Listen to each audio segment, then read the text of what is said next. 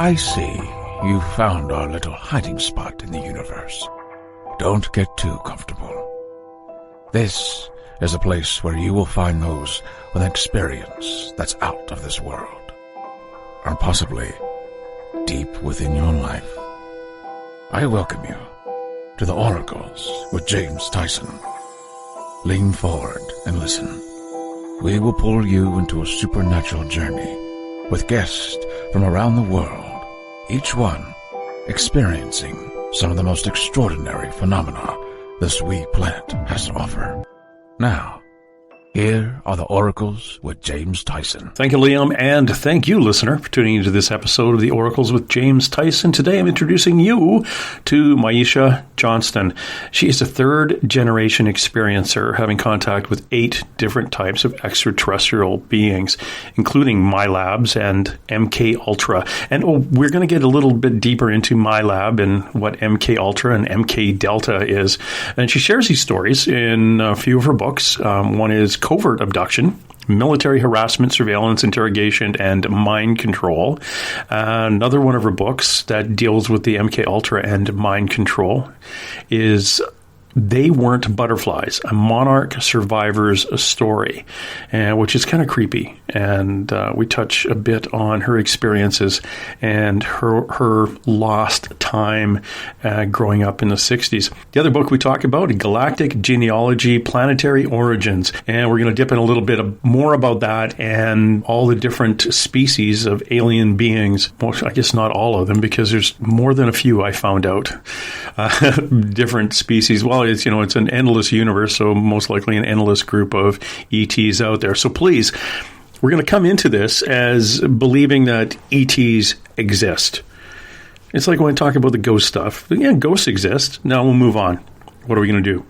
What are we going to talk about? You can take this ride with us, but for us who've actually experienced UFOs or seen ETs, which I haven't done, but I've definitely seen UFOs and groups of them, we are going to talk about that too, and UFO tours, and where you can go out and see them for yourself. If you're a disbeliever, at least you'll get an understanding of what we're all talking about. We are going to touch little bits on bits and pieces of this. We're going to have Miesha back too, because basically there's way too much information that she has in various points that we want to drill down into. She herself had 2 8-month periods of missing time in the late 1960s. And in 1991, she founded the STAR Family Contactee Groups, and basically the first teen and children groups in the United States of people who have had contacts with extraterrestrials. Back in the 1990s, she was a director of U.F.O.C.C.I.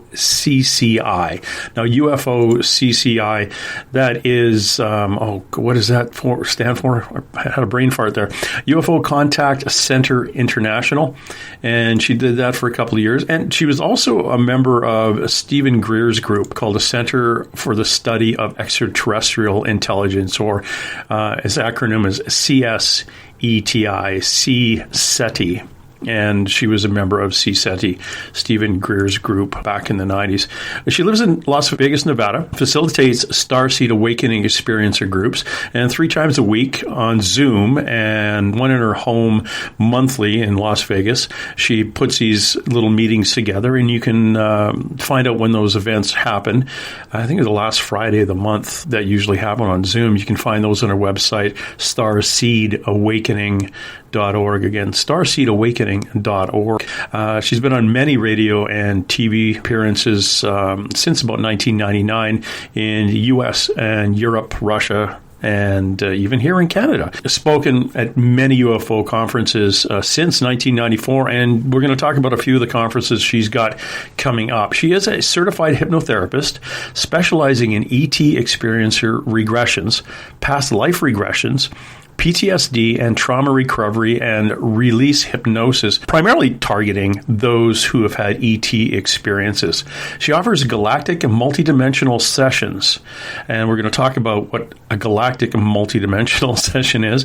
She is a trance channel who speaks in many galactic light languages, or what we, and if you follow the show about, we call it light language, which is very interesting. We're going to talk a little bit about that. She can interpret multidimensional realms and galactic intelligence.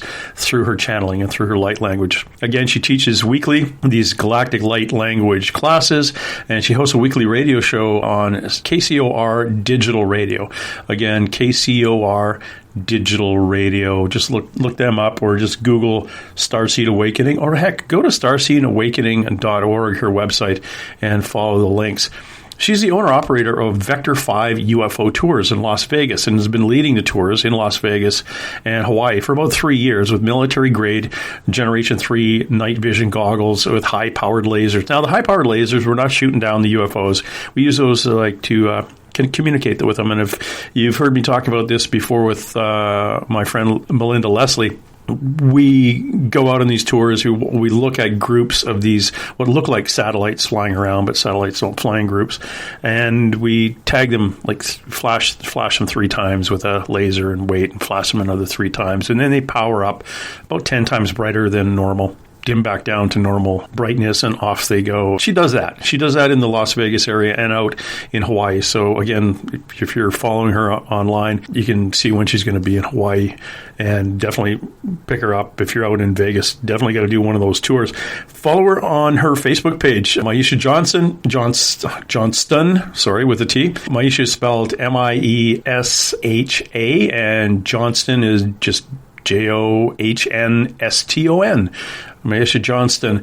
Find her on Facebook and follow her along there. Again, we are going to talk about a lot of these experiences she's had in her life in regards to covert abduction, which is one of her books. Just kind of spooky. It's a covert military abductions and picking up people who have had experiences of the close encounters of the third kind.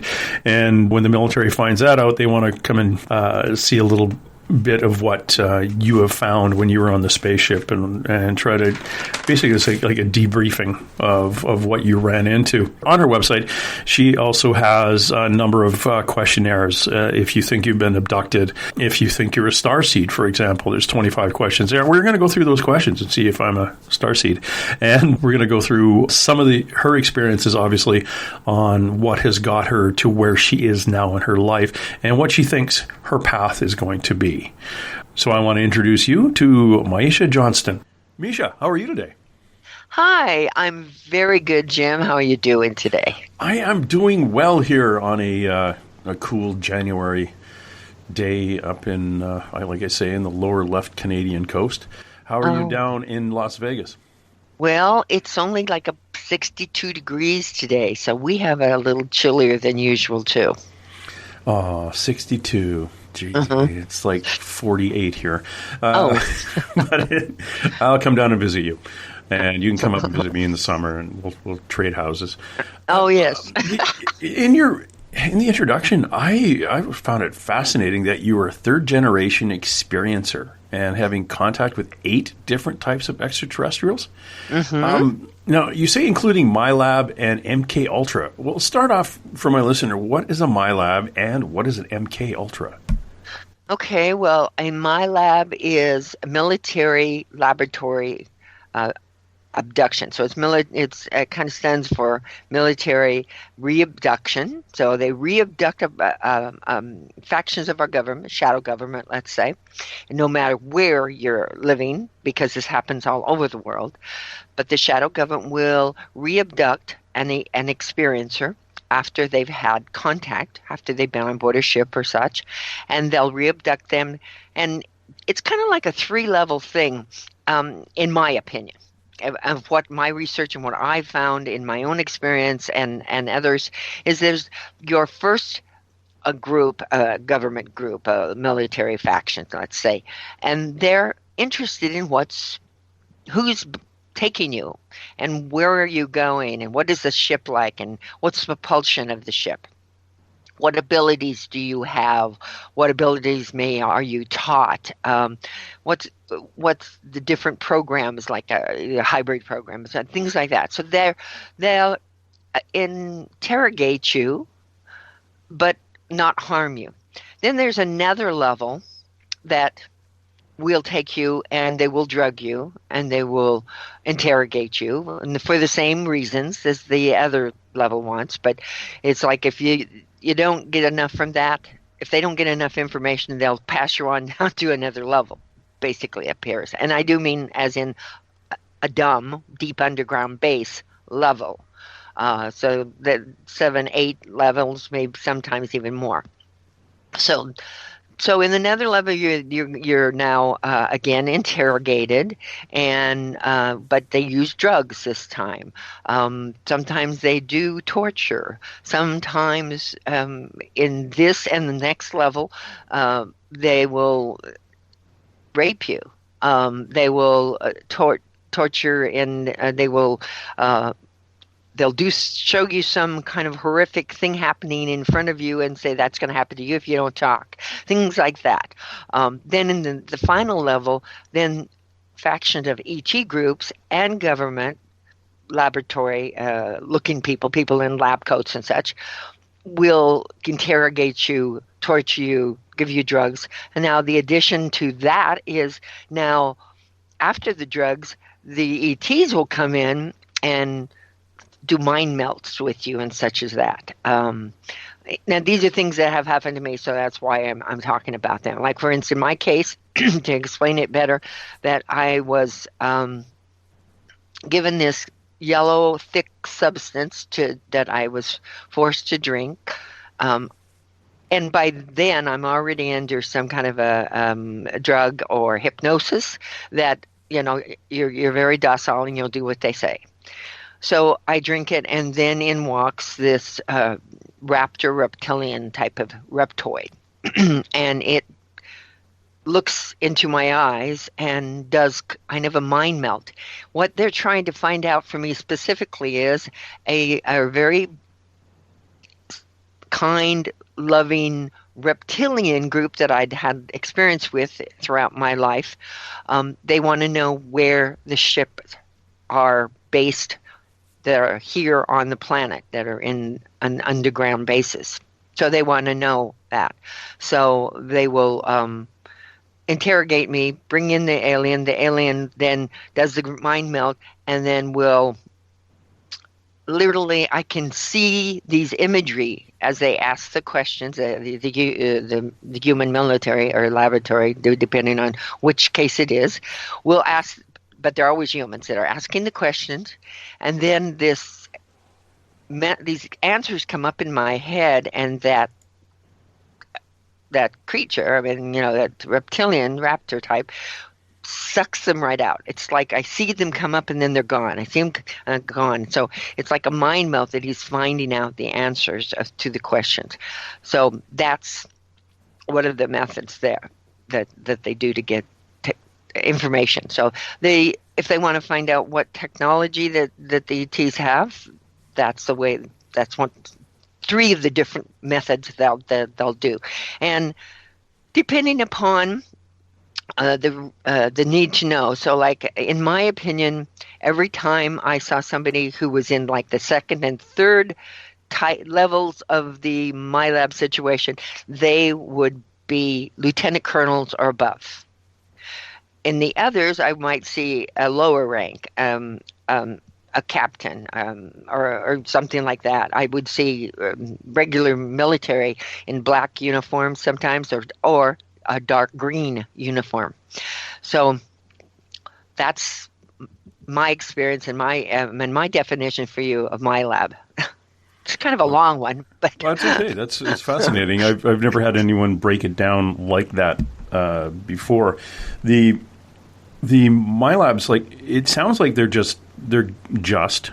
government people trying to get more information on the crafts themselves and the different beings, and they're using those who have been abducted to get that information. Exactly. But so that's where the MK-ultra part of it comes in too. The mind control. The MyLab. Are you saying that they also work together with some of the ETs? Yes, they do. Absolutely, without a doubt. In my experience, I have seen 3 different types of reptilian. I've seen at least 2 types of grays. One's a gray beige, tall gray beige. The other one is more of a gray I guess you might call it mantis, but not like the mantis with the odd hands, but another type. And then some, like, say, more clone type, smaller grays. So that's just in my experience. So I'm sure a lot of people have seen others. And of course, I've seen a hybrid type as well. Interesting. Okay. So they work together with us, and they're trying to get information on other ETs. So obviously, exactly, it's like, we have this kind of thing or this kind of picture in our head that all ETs know each other, and they all know exactly, one could fly another one's ship, or they know about each other's planets or whatever. But obviously they don't, or else they wouldn't be doing what they're doing with the governments. Right. From what way I can understand, you have like a galactic federation and then you have the other side of it. Some of them, like, I'll give you for instance, some of them are probably off planet that are working with our government, the gray groups and such as that. Maybe some of the draconian races too, because I've also had a mind melt with what I would consider a draconian, because it looked different than even that reptoid that I was talking about. It looked more like a dragon. That's the only way I can explain it. It had more of a dragon, though it walked on two legs, and did a mind melt with me, and this one was to stop me from going any further in my research, to scare me so much that I would stop. And that's when Melinda Leslie and I were abducted together out of my home. So, yeah, so I mean, it's a whole long story, but I'm just kind of giving you some information about the MyLab thing right now. And at any time, if you want to go back to those experiences, I can certainly go into those, or I can do it now. Sure. We'll go back to those. I think I'm going to end up having you come back anyway, and we'll drill down into these. And you mentioned Melinda Leslie. Melinda Leslie is my friend who does what you do, puts on like literally UFO tours. Melinda's up in Sedona, Arizona, and you can go out with her at night with the night vision and see them coming and going, actually from a portal up there. And you do the same thing down in Las Vegas. Absolutely. I do mine through Airbnb Experience, and the reason I do it there is because, and the reason I do it at all is my galactics asked me to do this. They said, we find a way to reach people that you'd never have a chance to reach, that you'd never be able to talk to.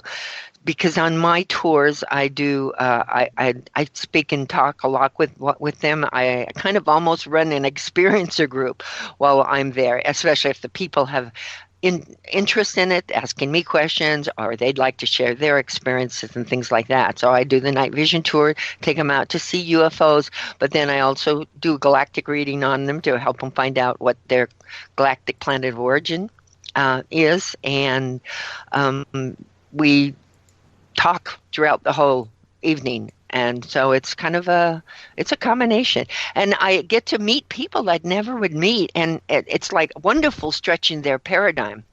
I'll have some people come in and they're maybe believers, and maybe their spouse is there, and they said, I'm just coming along because I'm the spouse, right? And then by the end of the night, after they've seen the UFOs, after they've heard about my experiences or heard other people talk, their paradigm has shifted now. And I must say, I have a huge amount of Canadians come. And they're a wonderful, open, people. And I just love it when I hear that we're Canadian. I say, yay, this is going to be a wonderful experience. And we always have great sightings, and we always have wonderful experiences. Oh, that's very cool. Yeah, we always apologize. So don't apologize. It's the government. The government makes Canadians apologize for other things. It's a rule. It's on our passport. It's in. Well, I love it. I love you Canadians. I would, yeah, very much so. I'm thrilled when I hear that somebody's a Canadian. I've never had had an absolute wonderful time with Canadians. I truly mean this. I'm not just blowing smoke up your skirt. It's very true. How'd you know I was wearing a skirt? Damn it! I just thought I'd say that. It's a kilt. It's funny. We've got. I was approached yesterday for a documentary on people who have experienced abductees and things like that, but only for the city I'm in, Vancouver, British Columbia. So later today, I've got to get out there and bounce around and find some Canadians who've experienced this kind of thing that you've experienced, and which is very interesting. And if I had the ability to make my documentary and come down to Vegas, you'd be stuck with us at your Airbnb, I think. Because I actually don't have an Airbnb. It's Airbnb Experience. So I see. We do experiences for it. Oh, but that's cool. Yeah, we do experiences for it. So I don't have an Airbnb in my home. I did start out with an Airbnb in my home, and while I was waiting for the experiences to open up here in Las Vegas. So it's tours and things like that all over Vegas is experiences, just so you know. Well, I may drop by and do it anyway because I'm going to be down in Virginia City, Nevada in May. So you're just down the road. I'd love to have you come here, and we'll take you on a tour, and you can tour a night vision tour my style. Oh, very cool. At Melinda's. I bought one of those little. It's sort of like a night vision thing. It was like $200 as opposed to the $2,500 ones. But we'll see. I can't zoom in on it. It's just like literally, it's a low light thing. So I'm all excited about using that, and it actually records what you're looking at. Oh, we got a recorder. Yeah, I'm anxious to see how that works, because I've been wanting to get something like that or get the attachment for my phone. I have to do that because I think that's what I'm finding too is when I bought mine at the UFO Congress in Phoenix in September. Oh, sure. They've dropped since then. They're like, you can get them half the price that I paid for mine. So it's like they've really come down in price since then. Oh, cool. We'll have to talk about where I can get that for the half price. I'd love that. Yeah, it's a lot cheaper. And for those of you who've just tuned in or are interested or you're sitting at your desk at work and the boss isn't looking, go to starseedawakening.org. Again, that's Starseed Awakening, all one word, starseedawakening.org. And that is Miesha's website. And you can poke around and see the different things she's been up to. There is, there's questionnaires. If you're an experiencer, an abductee, you can go through the questionnaires and see how you connect. Or if you're a military abductee, Starseed questionnaire. There's a number of things on there. You also have your own. You have a blog. You have a in the blog I put all of my upcoming events. Yes. Yes. Which is important because you do have U.F.O.C.I coming up, and actually coming up in, is it February? It's February the 20th. February 20th in San Francisco. So if you're in Northern California or you just want to bounce down there, if you're in the Pacific Northwest, it's a cheap flight down to San Francisco. And Melinda Leslie's going to be there too. So yes, she is. You get both of them tearing up the town. So that'll be a lot of fun there. I'm going to be doing experiencer groups, large experiencer groups for people, and also be doing past life regression. Well, actually, I specialize in trauma release hypnosis therapy and PTSD. I work with a lot of people who have gone through trauma in their MILAB Mk-ultra experiences, and then, of course, their ET contacts regressions as well. Oh, that's fascinating. We'll get in a little bit more on that later, but let's get back to the MyLab Mk-ultra. What is an Mk-ultra? Okay, well, the best way to explain an Mk-ultra is Mk-ultra is the German word for mind control. So that's where it came from. So the paperclip scientists that came over after the war that we did not win, but we supposedly told we won, they then interface them and put them into everywhere over into the United States and probably Canada. No, I mean, absolutely no doubt about Canada, because you have Dr. Cameron that did what I believe is part of my mind control programming. And he's well known for doing and working with the CIA, actually, and FBI, but I believe he's more like the CIA. And he's a Canadian doctor there and had a hospital and used people in the mind control programs and used them in the driving program, which is a program where they put people to sleep for days, weeks, and months, and program them to split.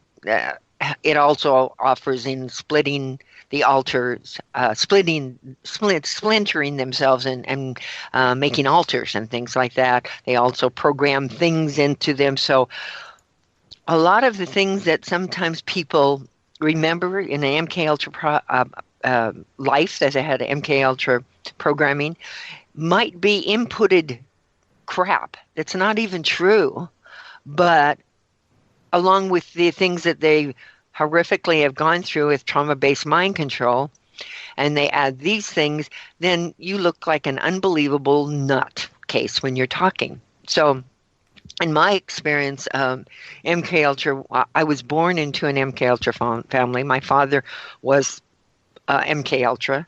He was totally mind controlled, and he was my trauma-based torturer from the age of 3. I don't want to go a lot into this other than to say that they choose families, and in fact, some religion groups you'll find MK-ultra in. Some of the large religious groups you'll find the mind control and MK-ultra in. Some of the biggest ones that are controlling a lot of the Utah area, and others that are controlling the Vatican area, you'll find MK-ultra in. So, let's see. So let see. I kind of got off there trying to give you that code, and so. But I find this all the time in my work with hypnosis. I find in these religions, there's this cultic, very cult, satanic cult thing going on. And in most cases, it's not about satanic cults. It's about mind control and trauma-based mind control. So they use the cult in order to even cause more trauma to people and such. So in my case, my father was a born-again pastor, let's say. And so he also was born into a family of Rosicrucians, and I'm not saying all Rosicrucians are bad, and I'm not saying all Masons are bad, but I am saying that if you get in the higher degrees of these, you will find some secret cult things going on, or splinter offs, let's say, such as black magic in the Rosicrucians. The alchemy and all these things, are wonderful things within these, let's say, religion groups, these secret organizations. But when they are used for the wrong things, then they become dangerous and very evil.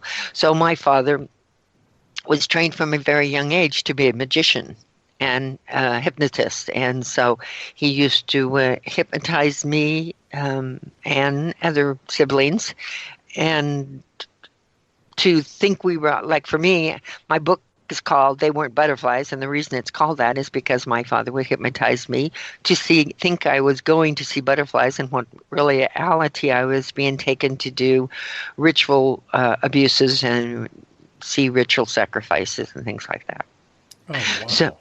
So the MK-ultra, all of those things go in. So even they're all connected. In MyLabs, there's a lot of that in that. Of course, your MK-ultra, your ritual abuse is all connected. The targeting individuals have a large connection. They're targeted because of these things. So, let me think. Any others that are Oh, of course, the Secret Space Program is another MK-ultra program. That is 20 and back, and in almost all the cases, when you get right down to these people and their experiences on Secret Space Program or Super Soldiers, another one that's all connected, you'll find that these people have been trauma-based mind controlled. So it is the umbrella that goes within all these other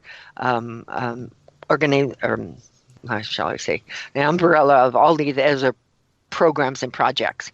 And in my book, I do state all of the different CIA projects and such, and religion is in there, magic books and magic is in there, and things like that. So it's just a really short. People can read about it in my book a little bit and more in detail. Hopefully, I'm making enough sense. You understand that listeners understand. I do. And now the book you're referring to is They Weren't Butterflies, Monarch Survivor's Story.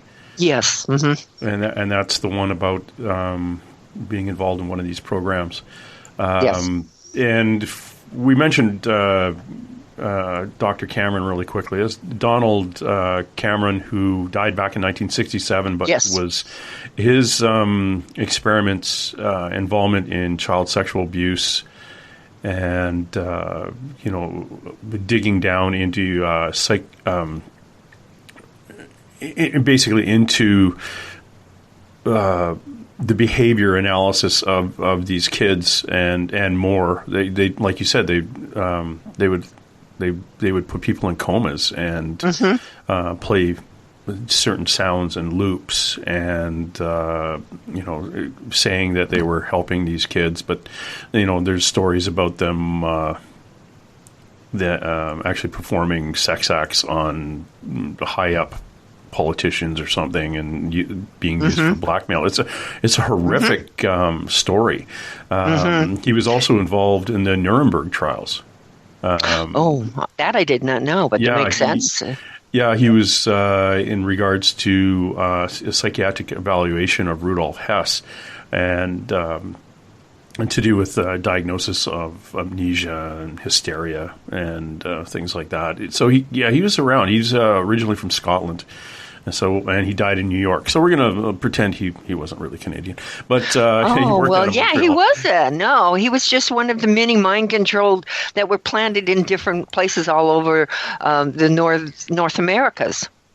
Yep. Yeah, and it's very, very interesting. If you get a chance to look up anything, there's some books about him you can pick up in regards to. There was back in the 80s or something. There was a big investigative television series or show about him up here, and is connecting him with the CIA. And there was a lady who wrote a book called The Sleep Room, and it was all to do with the story behind CIA brainwashing experiments in Canada. Ann Collins, that was her book. Very, very interesting. So I want to mention that within that, what he found out and everything, the CIA took it and ran with it and used it, and have been continuing to use this driving program. And in 1967, they used that driving program on me. So it per se, it wasn't Cameron himself, but it was his program that they put into to place and used that driving program on probably thousands of people, unwittingly people. And in that driving program, like in 1967, a man came into the college. I was in the cafeteria. He walked in and he said, hey, does anybody want to make some money in a dream study? We're just going to be watching you dream and taking records and stuff, and you get paid for it. So I did, and it was just off campus, and it was a dark brown brickstone building I walked into, and they prepared me. The last thing I remember is going to sleep, and that was in January, and the next thing I remember is I wake up in 8 months later on a bus. And in between that time, I was married. My husband took me to Seattle, and I ended up also from Seattle into Bremerton and then on into Canada. So I'm not sure if there's a hospital over there that's still doing that driving program, but I went into the driving program in Pocatello, Idaho, and ended up in the driving program in more than likely. I'm still trying to piece everything together, but I know something about Victoria Island or something like that. No, so Vancouver. I'm still Vancouver. Victoria is the capital of British Columbia on the south tip of Vancouver Island. Okay, so that could be it. I don't know for sure. I haven't made it to Canada yet to find out. I really want to take a trip there to get some pieces together and see if I can recognize. I remember trips on the ferry and things like that.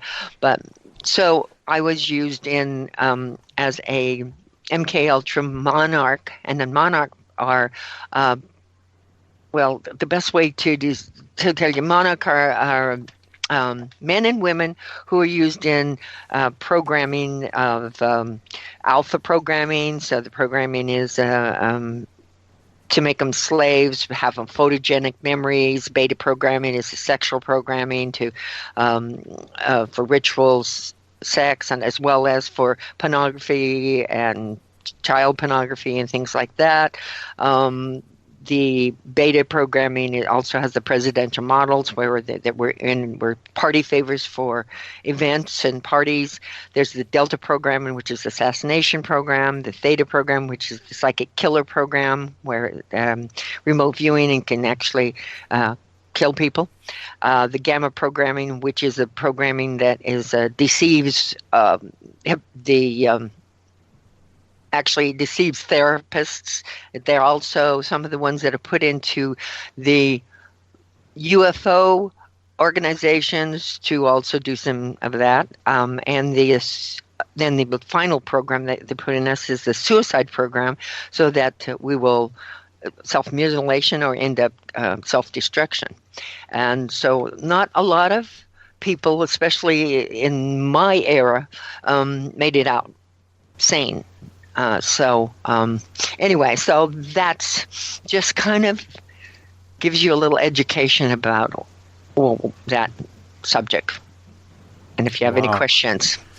Okay, yeah. Do I have any questions? You mentioned the MK or Delta. Is that MK Delta? Is it also known as MK Delta? The Delta program is it can definitely be your Delta soldiers that will go out and, they take their they make them, I'm trying to think what it is. See, and when I get into these things and stuff, I'll have little blank spots just shoot in because I have programming that says do not talk. Do not talk, yeah. And the programming also says, at the risk of killing yourself, do not talk, But I've already gone past that, and I've healed that and everything. But those blocks still do come in. So, but at any rate, like a Delta soldier, that they're anonymous. I mean, they don't even have a family or anything like that. They're part of that programming. Of course, your Delta soldiers can be all sexes. They can be male and female. Right. And in some of my regressions with people who are been into these trauma situations, these Delta can have been, like, for instance, over in Vietnam and not even know it, and then have their hypnosis on them to forget everything. So hypnosis, drugs, torture, sex, sexual deviation, and horrific ritual abuse and things like that, all going together to program and make a MK-ultra monarch survivor or not a survivor, but a person who's gone through that. We were talking to Miesha Johnston out of Las Vegas. She is fascinating. You're fascinating, Captain. An author and an experiencer of many, many interactions with ETs and all the periphery that follows that with the government interventions and things. And we've just been talking about everything from mind control, government intervention in people who who have had experience or come forward with experiences in things that Joe Sixpack and Jane Sixpack going to work every day usually don't experience. What do you think, or why do you think you and your family were, let's say, targeted? Is there something genetically, vibrationally that is different in your family? Okay. There is something that they look for. They look for a person who can dissociate. So if you have somebody who has been through a horrific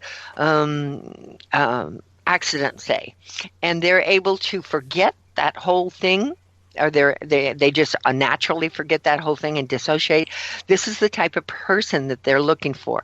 Now, genetically speaking, it was in my family. I can't 100% explain this, but somewhere along, I don't know that I'm any kind of line, any kind of, what did they call it, Medvincian line or anything like that. I don't know. I do know that there was Knights Templar in my background, my family, and there were also German Nazis in the camps, in the concentration camps and things like that. So were they? So they were camp guards or officials, or were you prisoners in a camp? No. The Finners were. A Finner was known to be one of the officials there. Oh, okay. Maybe a scientist. I'm not positively sure what. It hasn't come back yet, that information, but did track down through the genealogies and the other things that Finner was one of the workers, shall I say. One of the grunts, one of the people that worked in the prisoner. Or he could have been a programmer, and I more than likely think that if we get down to it, it could have been that. So, that's, and then also there's a French line that is that Knights Templar, and then there's some different things so that's the only thing I can figure. I don't actually know the answer why my family, but my grandmother, first generation, my father, second generation, myself, third generation, were in the certainly the MK-ultra program, and my grandmother never did talk about ATs, but she did write a poem about flying above the roofs of the houses and stuff. So I don't know. I'm saying I would imagine she was an ET experiencer, but she was very talk about a Nazi. That was my grandma. Oh, really? Pretty hardcore, yeah. Hardcore. Did she live in the U.S. or did she live back in the old country? She lived in the U.S., and in fact, she lived on Asylum Lane, which is where the asylum that they took me to for my programming when I was a child. So, So yes. She had to have a lot to do with it, but as I pieced back the parts and things of my memories in my mind to try to put it together, I understand and realize that she was definitely part of it, and everybody was terrified of her. Everybody, not just the family, but everybody, the neighbors, everybody. She was a Nazi. She looked like a Nazi. She was. And of course the Rosicrucian. So I'd say that is probably a spin-off, in the Rosicrucians. I've done some research on the Rosicrucians, and I see that to be a very spiritual based, shall we say, secret society or some secret group. But my grandmother even spawned my dad's half-brother, and he ended up being a cult leader in San Francisco, and it was a CIA cult too. So anyway, it's it was put in place by the CIA. So there's a lot of connections that go there, a lot.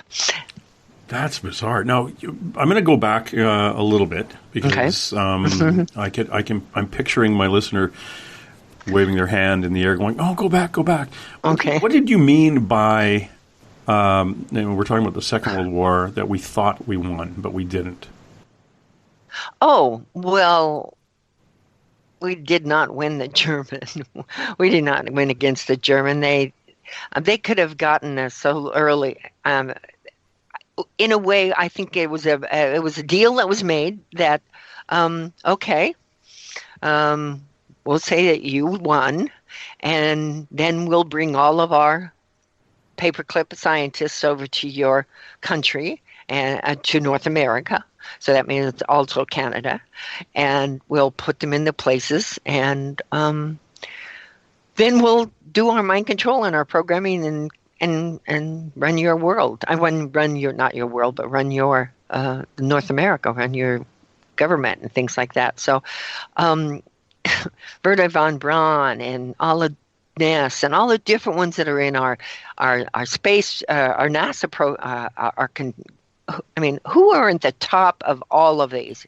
Germans. And I'm not saying Germans are bad. I'm saying the particular paperclip Nazis that came over that were from the camps and had learned everything they could there, and then were bringing it over so that together the factions that were running, let's say, the North Americas, would now work with the factions of the mind control group, the Nazis and such, and also along with the space, along with all of the different kinds of scientists that would come over and be part and work together.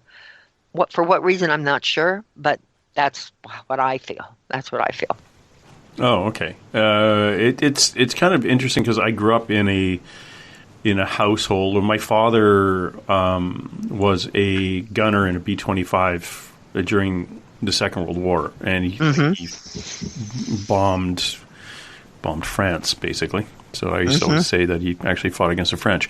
But he bombed the V1 and V2 bases there. So I grew up with a kind of a hands-on history of the Second World War.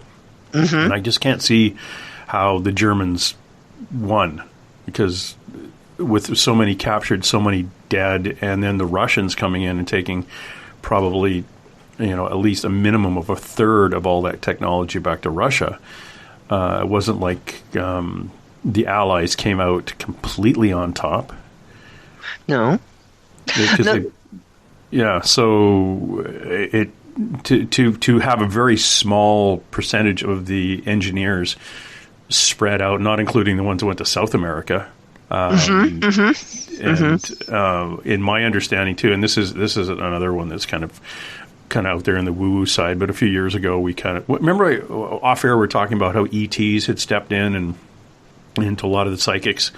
Right. We actually found that we determined from a number of psychics all around the same time that the Hitler actually died in the early 70s in a small town in South America. South America, yes. Yeah. So, and of course, they wouldn't tell the beings that were passing on that information wouldn't tell us where, because it would turn that town and his grave into a monument of him. Right. So he'll never be identified, or that his grave will never be identified. But there's enough of them spread around. There is a core group of guys who were into who the U.S.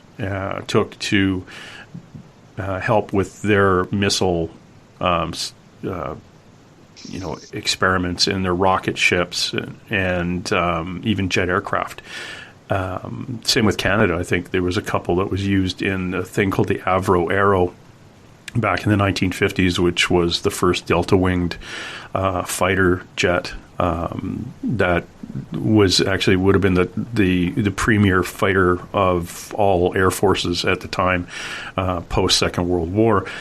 There was some German scientists or engineers on that, and they left after Canada got told not to build this thing anymore, and they went down and worked at NASA and eventually put a man on the moon about 7 years later. But these guys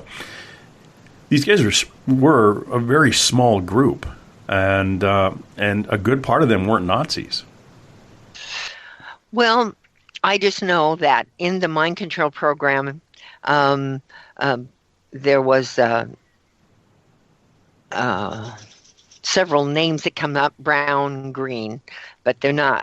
And oh gosh, what's his name now?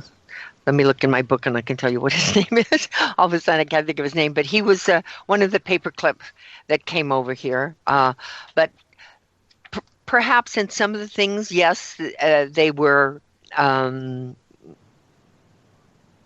here for good reason, but in the mind control program, it was not.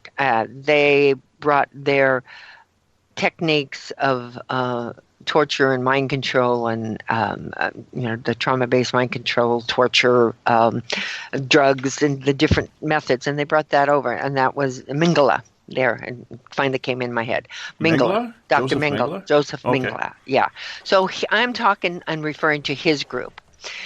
Also, Werner von Braun said several things that went to the fact that he was warning people. Now, he could have definitely been the good guys that came over, but he was warning people about what's happening and about the false flags and the different things like that before on his deathbed. And so there's a whole lot more than, and for us who are in the MK-ultra program, we just do not believe, we do believe that it was some kind of an agreement that was made, and the paperclip soldiers, the scientists that came over were not for our highest good. Okay. So, but I'm sure there were some that were here that helped. Such as Werner von Braun, and I'm sure that some of those scientists were forced to do what they were forced to do in the concentration camps or different places. Mm-hmm. They were forced to do it, and so when they got an opportunity to come over here, and not be prisoners, basically, they would probably jump at that chance. So, but yeah, that's my opinion because of what I've learned in my experience and in my research. So that doesn't necessarily have to go for everybody's opinion. It's funny the way you said that. This is my opinion based on my what you've done.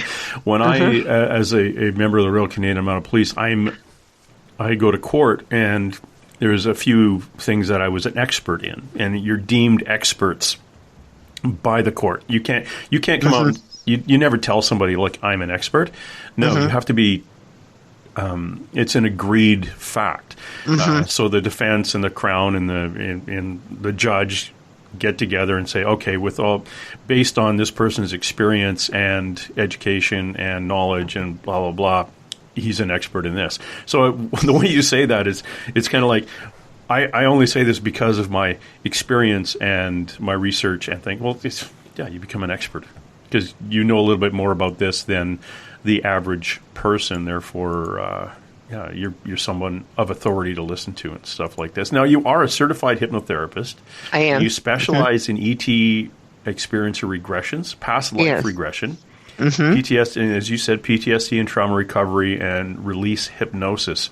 And you also offer galactic multi-dimensional sessions. What the heck is that?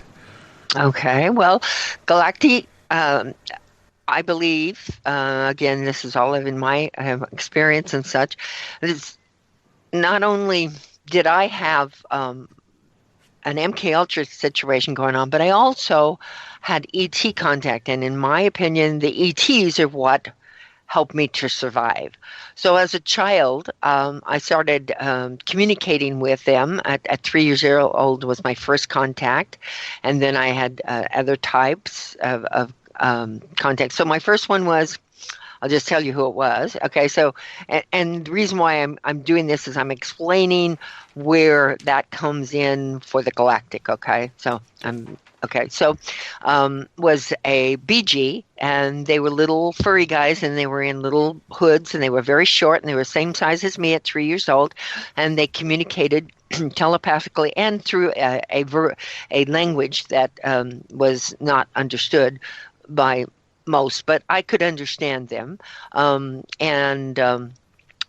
That went on for several years. And when I was an adult and I went to Star Wars and I saw the Ewoks, I went, wow, that's what it looks like. It's the Ewoks. Very, very similar type of race. So I think Lucas had some ideas about some things that were true. And then, of course, I had connection with a white, tall gray, but not a gray. It had features similar to a gray, but it was very tall, white, almost a pearlized opalescent color to him. And he was with me throughout my whole life, including my hybrid program, which hopefully I'm sure you already know what hybrid program is. Mm-hmm. So he was through my whole life.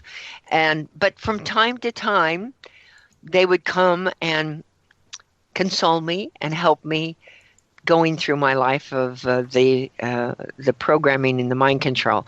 And they would be my galactic family that would come and visit me and let me know that they loved me and that I'm not alone and that this will pass and to help me survive.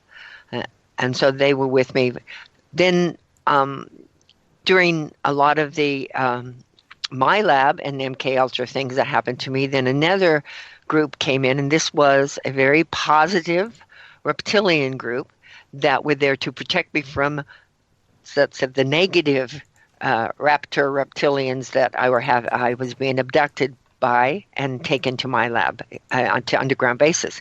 So, and then in between that, I had other slightly different races. One that had looked like a gray, but then had kind of coarse skin, almost, well, not coarse, velvety skin, but yet with a raised kind of scales, and then hybrid children that were talked to me and things. So I had all of this. So the reason why I wanted to explain to you that, let me get back to the question at hand, which is, I lost. What was it? I'm not going to tell you.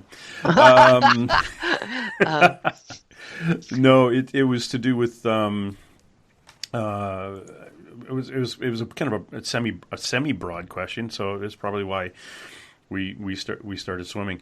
You're basically a certified hypnotherapist. Oh, the galactic language. The galactic connection, the interfacing. Yes. So from a child, I was talking and interfacing and speaking galactic language with these beings that would visit me.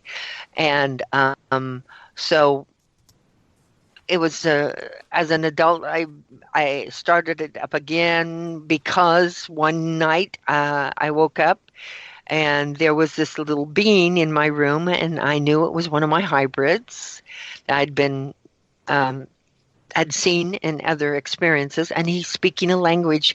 Well, I woke up speaking this language, and then he spoke it, then I spoke it, and that was to remind me that it is now time to wake up to the next part of your mission, which is the galactic connection of the galactic light language and connecting people to their galactic families and such. So these galactic light language sessions I do are, as I'm a medium for speaking through having a galactic speak through me.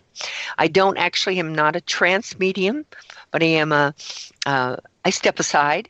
So I step aside and turn off my conscious mind so the subconscious can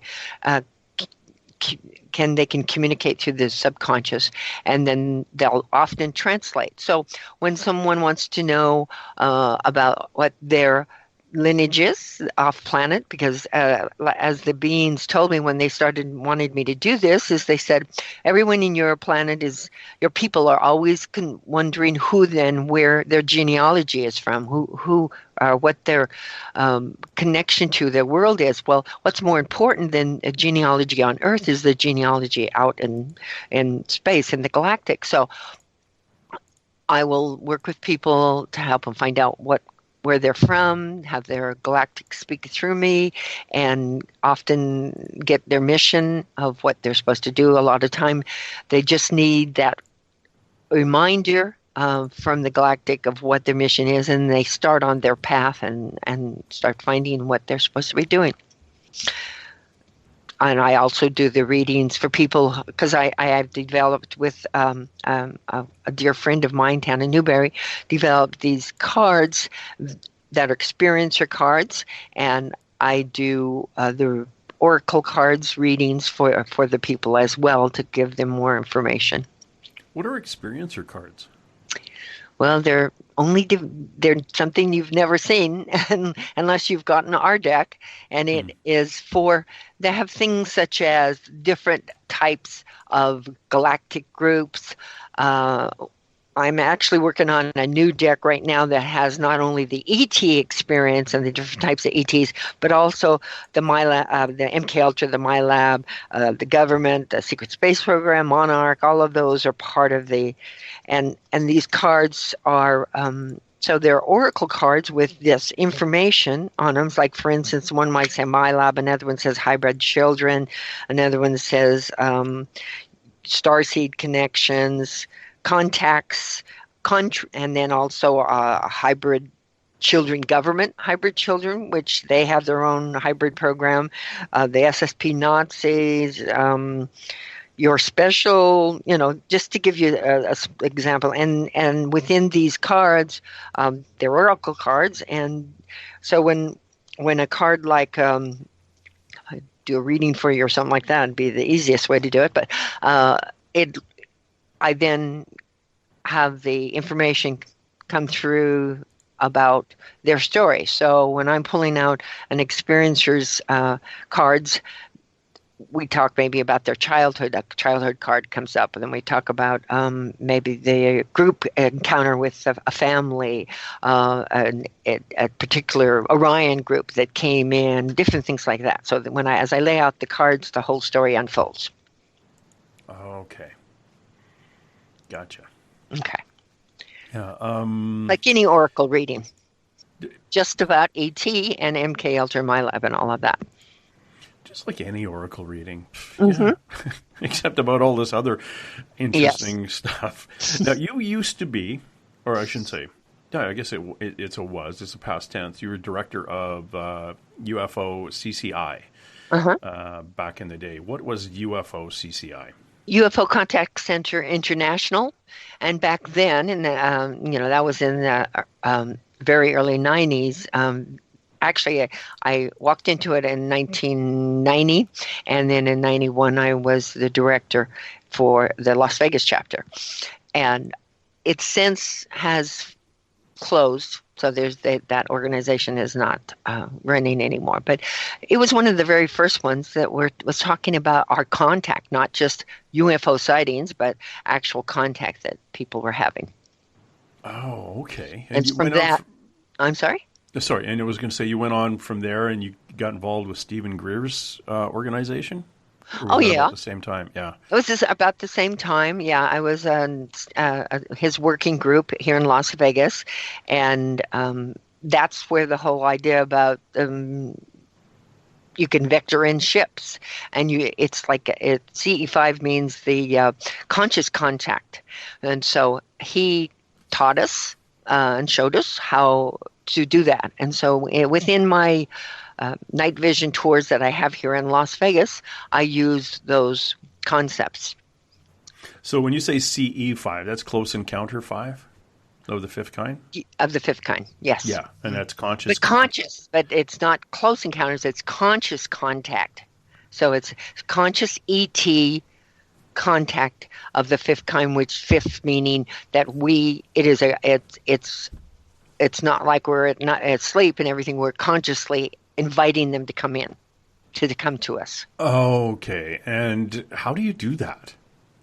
Well, there's several methods. So it depends on the group that I'm with, but some I would meditate. We'd meditate and we'd send our kind of like a remote viewing, and we send our consciousness up to space, and I'd have people kind of visualize, visualize or pretend, whichever they needed to do in their belief system, and to go to family, to go to planets, to go on ships, to see ships and things like that. And then, of course, before that, we put a protective energy around us so that we're only contacting those from higher realms, higher dimensions.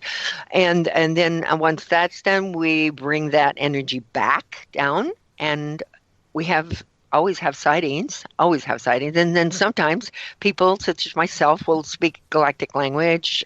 They'll communicate through us. Somebody might see them, imagery. They may feel their senses. They may feel a touch on their cheek, things like that. So, and then at the same time, we have sightings of UFOs. Oh, see, and that's what I'm always curious about those two, because I didn't do the Vector 5 tour that you have in Vegas yet, but I went out in Melinda Leslie's, and with the high gen 3 night vision goggles and things like that, and it was adorable because I was there with a group of Japanese tourists, all women, who, when the groups of these UFOs would fly over, they got giddy, and it was funny. The lasers were pointing up in the sky. Look! Oh my God! Yes. Well, I can imagine what they were saying, but it was all in Japanese. But it was really good energy. It was like a blast. And poor Melinda trying to it was like herding cats. You used to see her up there trying to get everybody to calm down. It was kind of fun.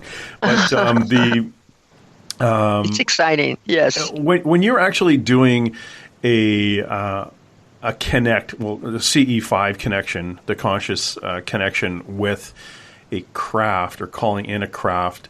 The ones that we saw, the best way for me to describe them to the listener was if you saw a satellite traveling through the sky. Okay, we've all probably seen a satellite, most of us. Now, imagine them traveling in groups, which satellites can't. They do not launch satellites to travel in groups. No. That's just not what they do. And they also don't stop and turn right angles and go back and up and down and things.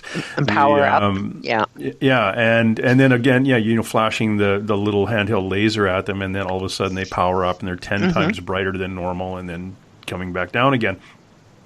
Would you say, in your experience, those are all operated by the same ET group? Absolutely not. Not in my opinion. Okay. No, because they act, when you have these sightings, and they act in different reaction, different ways. Some may power up, and some you can flash them for 100 times and they're not going to power up. Or others might stop and disappear like, you saw us, now we're out, we're gone. So some might move to identify themselves, and others might just say, "Oh no, you're not. You don't see us." To me, that's why don't they all act the same? Why don't they all react the same? If they don't react the same, then they must be from different groups, galactic groups, in my opinion. Okay. Different ETs groups. Or they just have different attitudes, maybe. It's a possibility, but I don't think humans. that it's just one type, just like I don't think that it's just one type of ET that is contacting / abducting people. Oh, okay. Yeah, because they all look the same, but I'm looking at them from like 13, 14 miles away, and they're just dots. If you got up to it, maybe one's a cigar shape and the other one's a disc shape, or whatever the classic UFO kind of shapes are. Yeah, sometimes we do see structure. Occasionally. Not very often, but occasionally. Well, I think I was talking to Melinda at UFO Congress in Phoenix, and she was at 1,100 and some outings, and only one night out of 1,180 some nights they were out looking, that it was only one night they didn't get anything, and about 30 to 35 of those, and I can't remember the exact number, but it was in the mid low 30s, were the big V-shaped full-on structures. Yes. And she said those are rare, but they happen. It's unfortunate they don't happen all the time, but they have seen them. In fact, there was a group getting ready in the parking lot where she meets everybody before they drive out to the kind of out-of-town location where get away from the lights of the town and watch them. They were in the parking lot, and one of these big V-shaped things kind of followed them back to where they were. It was like, holy crap, that was interesting. Yeah. So, but I guess, I'm wondering, too, you might have an answer for this, but it depends on who's out there looking. Oh, absolutely. I have been... because I also do tours for the locals here for my group, my Starseed Experiencer group that I have here. So we'll go out, and we always do the CE5 method when we're together.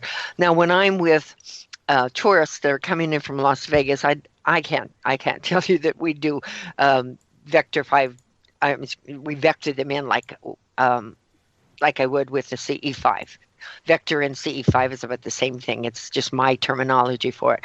So, but you can't do that with most people. Most people are going to get freaked out by that. You chanting or toning or meditations and things like that. So most people, they just come and they want to experience the sightings and such. Yeah. Yeah. That's what I did. I thought, well, okay, people keep saying they see UFOs. I'm going to go see if I can see one. And I was amazed at them traveling in groups of 3 and 4. And for the listener, when we say powering up, it's basically you're looking at one flying, and all of a sudden it's 10 times brighter. And it may stop and do that, or it may just keep going and do that. And Melinda said she had a group out once. It was a number of couples, and they were. And one of the guys says, "Do you notice they kind of down, kind of south there, over top of that whatever geological feature, they kind of just disappear?" And she said, "Yeah." And he says, "Yeah, there's a portal." And she said, "How do you know that?" And they said, "Well, we're all from NASA. We just thought we'd come up here and show our wives UFOs." And she went, "What?" So she pointed out the area where this portal was, and sure enough, that's kind of where these would disappear. And I just thought maybe they're just out of sight at that point. But I'm watching these two flying towards what the portal is, and as they're getting close, one comes out of the portal, disappears, and one of the two that were coming towards it powers up and dims, and the one coming out powered up and dimmed. So it was like they were flashing their high beams at each other. Yeah, it is. As they were passing. One's coming out of the portal, and the other two were going into the portal. It was fantastic. I really recommend anytime you can get out. And for people, in the Pacific Northwest here, we can get down to Las Vegas relatively inexpensively. Check out starseedawakening.org. That is where you're going to find Miesha's website. On her blog, it'll have an idea of her Vector 5 tours in the Las Vegas area. With a little bit of a video about that. You've got some other things coming out. You do a Starseed Awakening Experiencer group, third Friday of every month. Locally. Are you going up to the Sacred Connection Sedona retreat? Yes. Sacred. Yeah, I will be speaking there. I'm going to be doing group regression like I did last year, and then I'm doing past life. Experiencers. Those, yes, but the past life regression is the group regression, and then I'm also doing groups for the people support groups so people can talk and share and things like that. Those are very popular, and then a tour, night vision tours as well. And that is it is a sold out. It's already sold out. So I don't really advertise it too much because it is completely sold out already. Their tickets are gone. Those things kind of sell out a year in advance. As soon as they do, they come out. Yes. You're also going to be in with an amazing psychic, Linda Glendale. She's the one that puts them on. Yes, I have to talk to Linda. I have to pull Linda kicking and screaming on here one day. Oh, you should. She's such a fun interview. Yeah, I've had her on my radio show. Now, and coming up in April in Las Vegas, you have the International Symposium of Quantum Consciousness and Healing. Excuse me, my voice was going there for a second. And you've got George Norrie and a lot of other people there. And so if you go, again, this is all on Miesha's blog at Starseed Awakening, and you go down and kind of flip through what she's going to be at and what she's doing. And I'm going to recap these at the end of the show. So if you are interested and you're close, you can go down and see check out these and lots of really cool things. I'm going to be doing a group regression there as well. It's the first time I've ever done one in Las Vegas, so this will be interesting. And then I'm also doing, I'm also presenting there. I have a workshop that I'm going to be talking about everything from my life and the MK-ultra all the way to the change in my mission later on in life in the last 20 years or so with the groups and the galactic genealogy and all of that. Oh, very cool. And of course, you've got coming up in February, UFO.Con 2020. And it's in San Francisco at the Holiday Inn Airport in San Francisco. And you're going to be there with a lot of special guests, and you'll be speaking at that. And, it's fun. And Melinda Leslie's going to be there. So we get both of you together in one location. It's like a nuclear fission about to happen. You could probably it is. Yeah. Yeah. You add Solaris Blue Raven, Geraldine Orozco, Lorian Fenton, Barbara Lindsay. You add that dynamics as well to it. We have a great time. And just to get everybody out there so you understand too, I want to definitely pass on. You have your own radio show at www.kcorradio.com, and you're at 12 p.m. Pacific on Saturdays. It's 3 p.m. Eastern. Mm-hmm. KCOR Digital Radio Network. Right. And is that where Sean Whittington is too? I don't know if Sean is. I don't know who Sean is. Oh, Sean, I know that Reverend they have Sean so many shows. Yeah, he's been on a couple of times. He clears. It's not quite an exorcist. He can see what he calls demons. His wife, bless her, can see ghosts. So when you have something going on in your house, they both show up. Yes, he is. Vegas Supernatural. Yeah, that's him. Yeah, he's very, very interesting. He's been on the show a couple of times, and I bopped into his show a couple of times too. He's quite fascinating. He and I have the discussion all the time, the difference between a demon and an elemental being. One person's demon could be another person's elemental. It depends, how you look at it. It'd just be a crappy little elemental that's sucking the energy out of the house and the people in there. But he can see them, and he gets them out screaming. It's a lot of fun. He's a good guy to talk to. But again, Starseed Awakening, just starseedawakening.org and check out everything that Miesha is up to. And you're fascinating. You've done a lot. Like I say, we could dig down into the experiences you've had and the things that you do, and you continue to bring in information from people who experience things. You could basically come on here once a month, and we can learn something new about who you are and what you do and things like that. Now, you've also I've got to mention the books. Covert Abduction, Military Harassment, Surveillance, Interrogation, and Mind Control. They Weren't Butterflies, a monarch survival story, and we touched a little bit about that and the other mind control aspects of various groups on this planet. And Galactic Genealogy, Planetary Origins. Now, that is one that I want to talk to you about. Okay. I want to talk to you about it. It is my most near and dear project and mission that I'm on right now. So, yes, I'd love to. Tell us, just really quickly, not really quickly, slowly and calmly, what is that about? It's obviously, by just reading the title, kind of a genealogy of planetary origins, but how the heck do you get into it, and how do you know about stuff like that?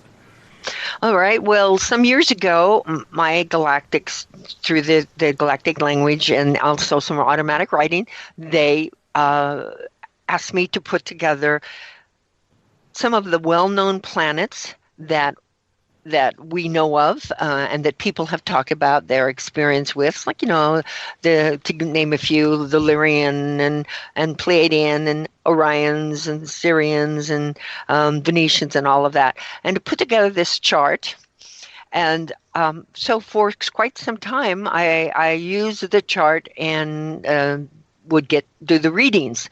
And I didn't really have a lot of knowledge about them. So the Galactics came to me and said, now you need to get people connected to what these people are like. What are the characteristics of a race, the races that live in Lyria?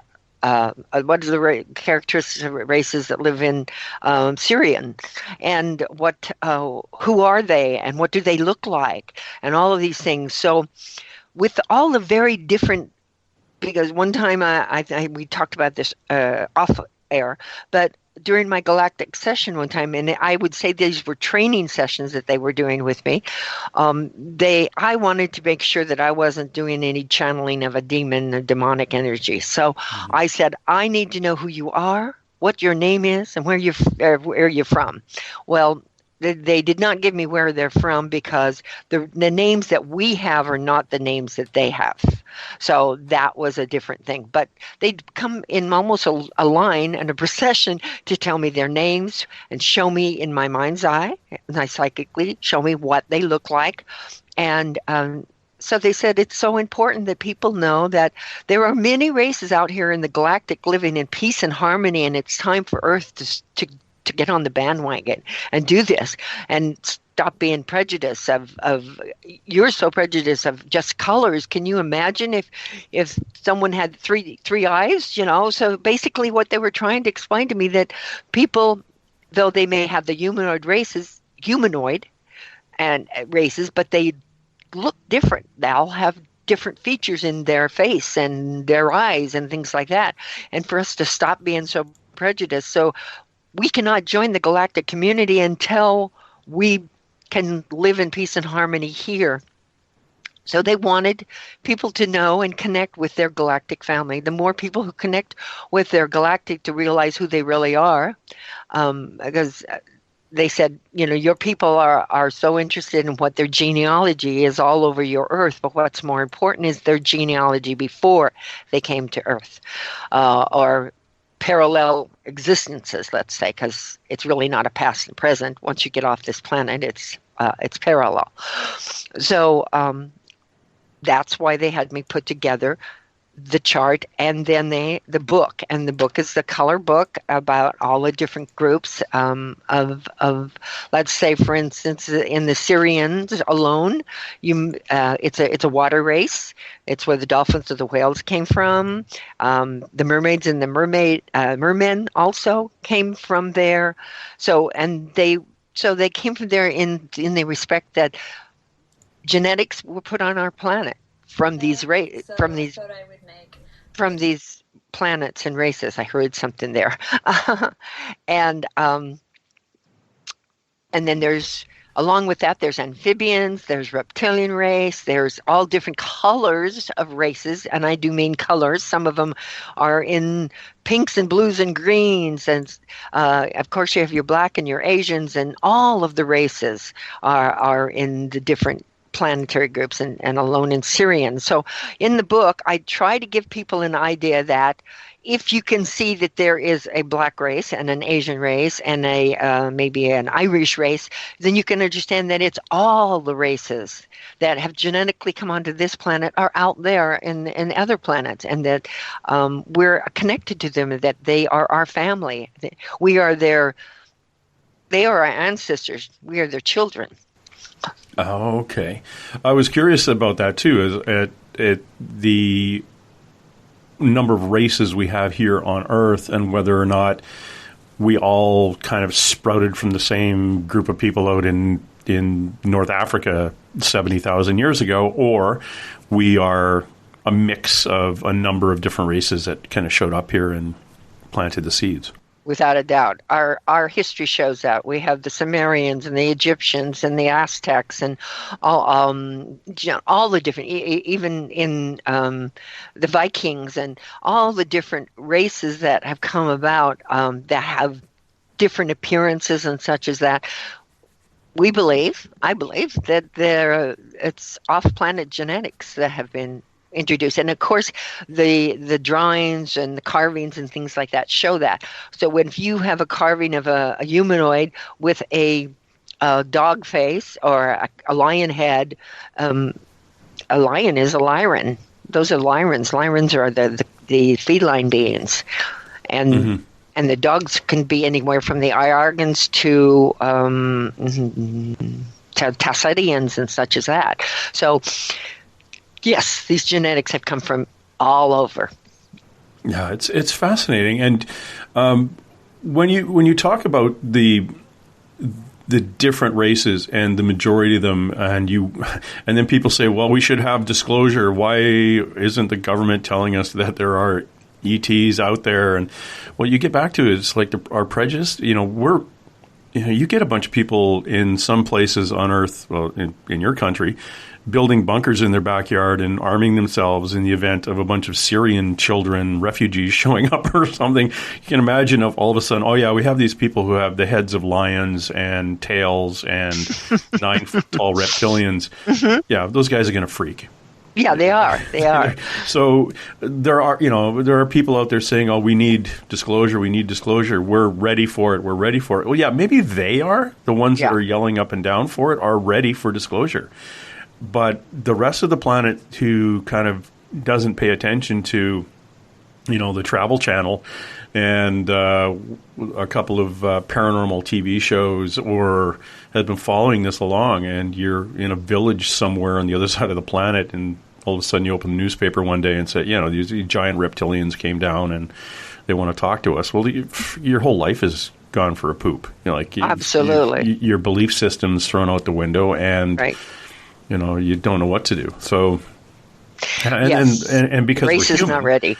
No, race because we're human. The first thing we want to do is either break it or kill it or grab it, and because we perceive, in some cases, that we are the highest beings in the universe. That we've got to capture one of these things and see how it works. Mm-hmm. When our arrogance.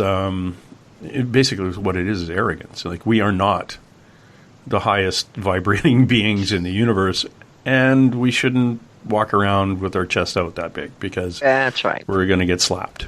Quantum physics is proving that all the time.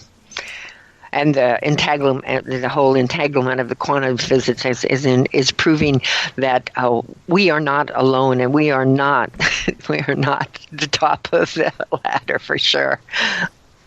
Yeah, I interviewed a guy a couple of years ago, a guy named Steve Long, a laborer, probably I think 9th grade education, maybe 10th grade education, better with his hands than being book read, didn't like reading books, and he was working on a roof, and it had a electrical box on it, and there was a lightning strike in the box, and there was basically he jumped from one roof. The two buildings were separated about 2 or 3 feet. He just jumped, or not even 2 feet, maybe 1 foot. He jumped from one building to the other, and there was an electrical charge trapped between the two buildings, and as soon as he jumped over top of it, it zapped him.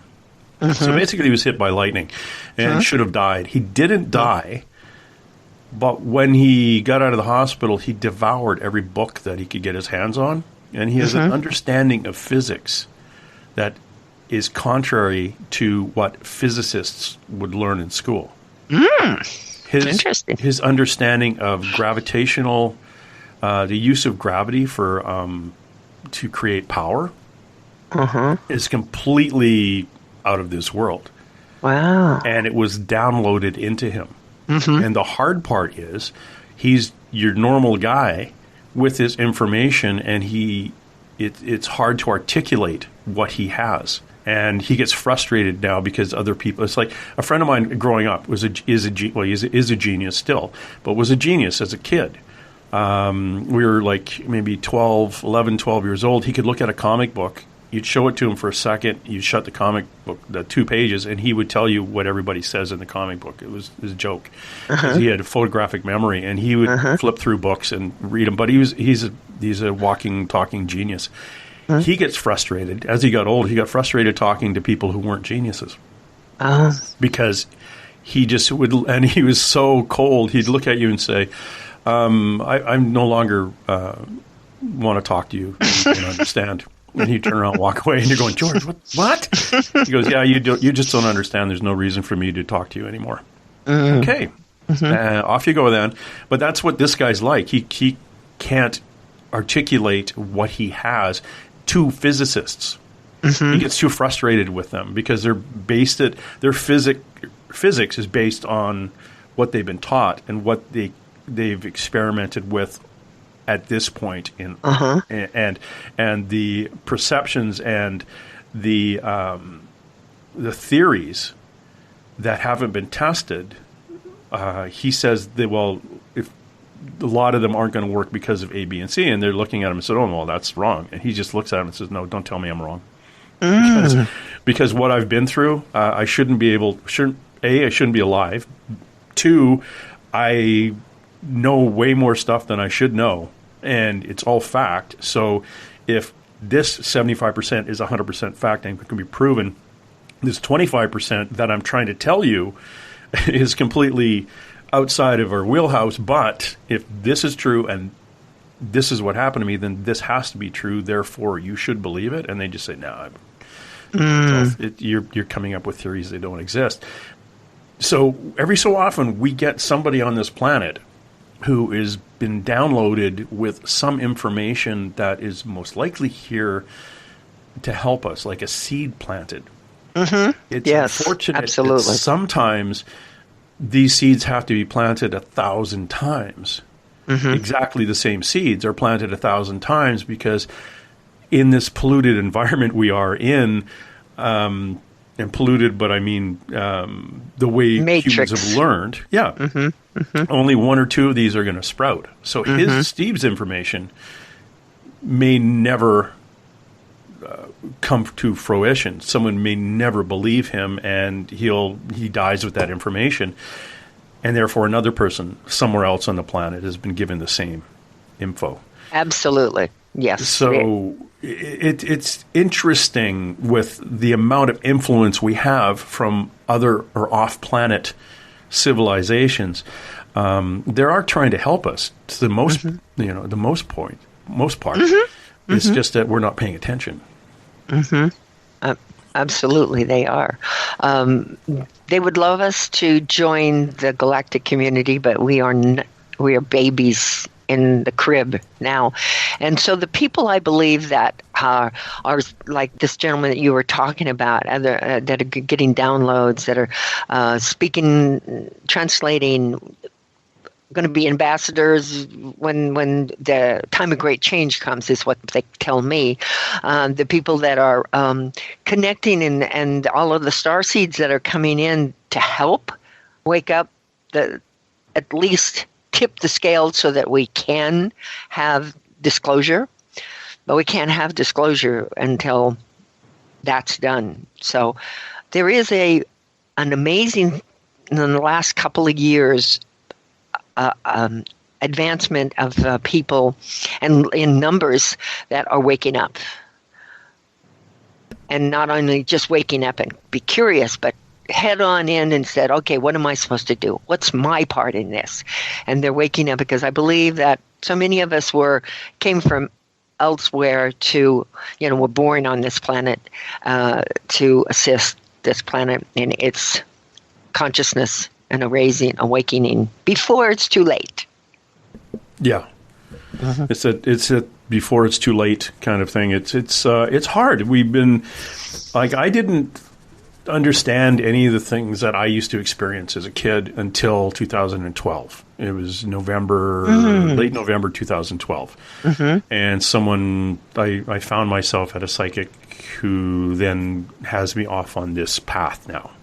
And that psychic had me understand a lot of the stuff that I experienced, pointed out a lot of things that I experienced as a child that I never told anybody, but she knew, and it was that was fascinating to start with.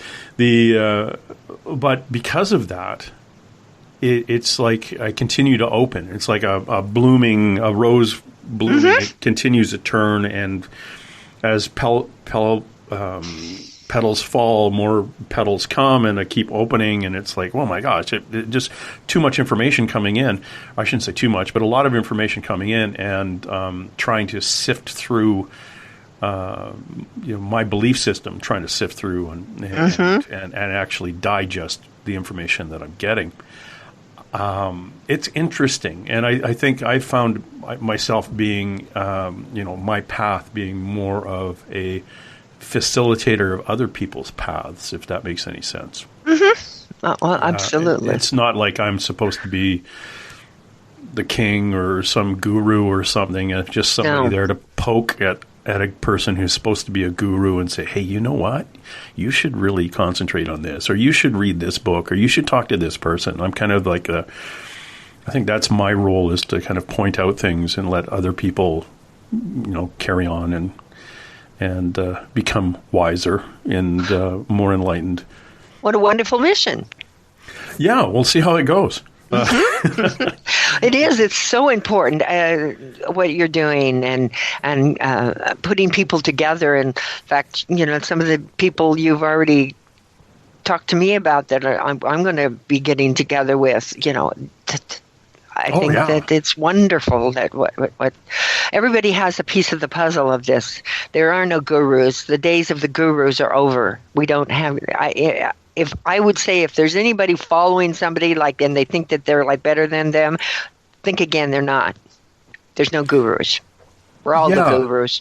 Yeah, I think we're all just pieces in a big puzzle. Absolutely. And until we all realize where we fit, and where we kind of just relax. I'm imagining myself just kind of taking a deep breath and relaxing into a big wall of other people and just saying, okay, this is my spot.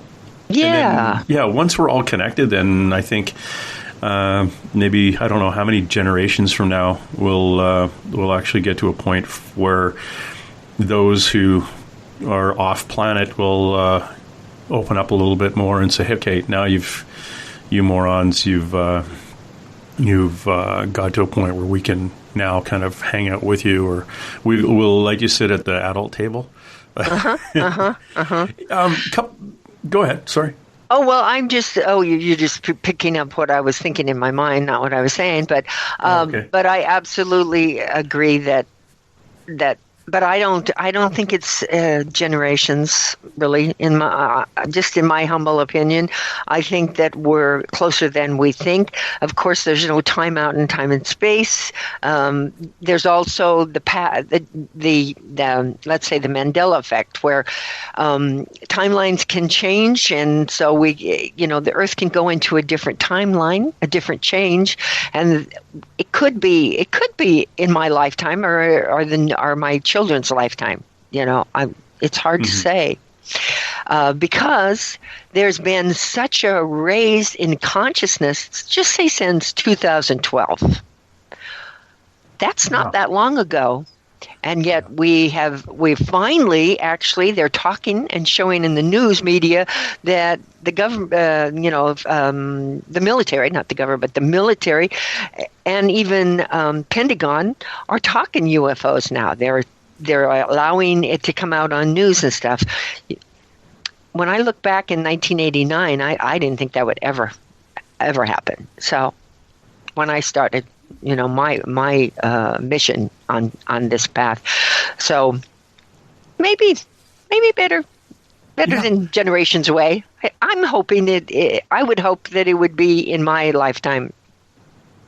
I would love that. Well, in this lifetime, anyway. Yeah, in this lifetime. In this lifetime. Well, as opposed to your next or the last one, It's funny that we look at this dribble of disclosure, or acceptance of UFOs. It seems to kind of piggybacked on about a 15-year ago or more, or more or less, maybe 10 years. A lot of these paranormal TV shows where someone's go out and poke at a ghost, and it's got us. It's kind of got the conversation going that, Grandma used to always see ghosts, or I saw stuff when I was a little kid. And that, so people are coming forward saying, I used to see stuff like that too.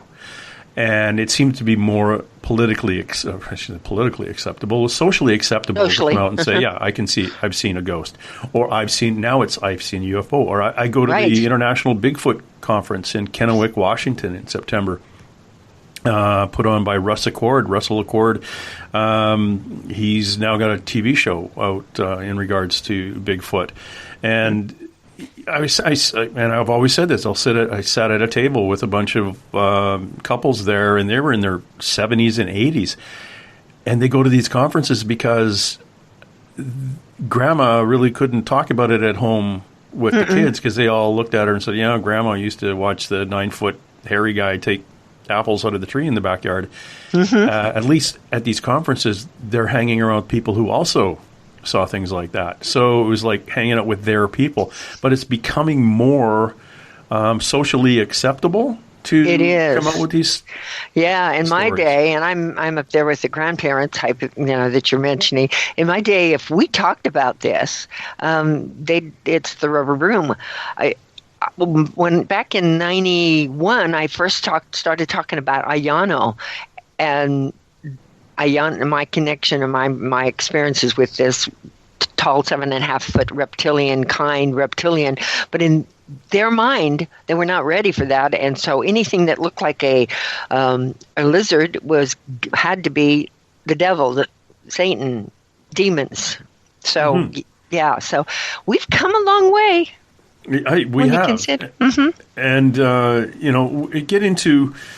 we can get into a little bit of trapped into, again, with the human brain and our attempt to put everything in a box, because we want organization. We don't want to be, we want to have some control, and it's our feeble arrogance and our way of understanding things that we want to be able to control things. So when you say, I saw this big lizardy thing, they kind of look at you like, okay, you're either crazy or you saw a demon. Exactly. Or dealing with a lot of, you interview people who are demon hunters, and they go out and they try to exorcise demons from your house. Well, depending on their religious background, and the majority of these people are Catholic or Roman Catholic, their religious belief is a ghost is a demon. Right. Exactly. So it's got to be every ghost you see is bad. Well, no, it's my grandmother. She's come through, and we're just trying to help her cross. And no, your grandmother is a demon. She's tricking you because that's what Satan does. Right. Yes, everything's a lie. Well, how do you know? Like, oh, my grandmother came through and said everything's going to be okay. How terrible. What a demon thing to do. Tell my grandmother, sweet grandmother, telling me everything's going to be okay. No, it's not a demon, you moron. As in life, so in death. Yeah. So if they were a good person in life, in death they're going to be a good person. So, yeah, you might have somebody who's demonic who tries to come in because they might have been a killer in this lifetime, and now they're stuck in their. This is where you and I would probably disagree, because I believe, and I've crossed over with psychics, dead people. If you're an ass in life and you die, you will be an ass until you cross over. Oh, I agree.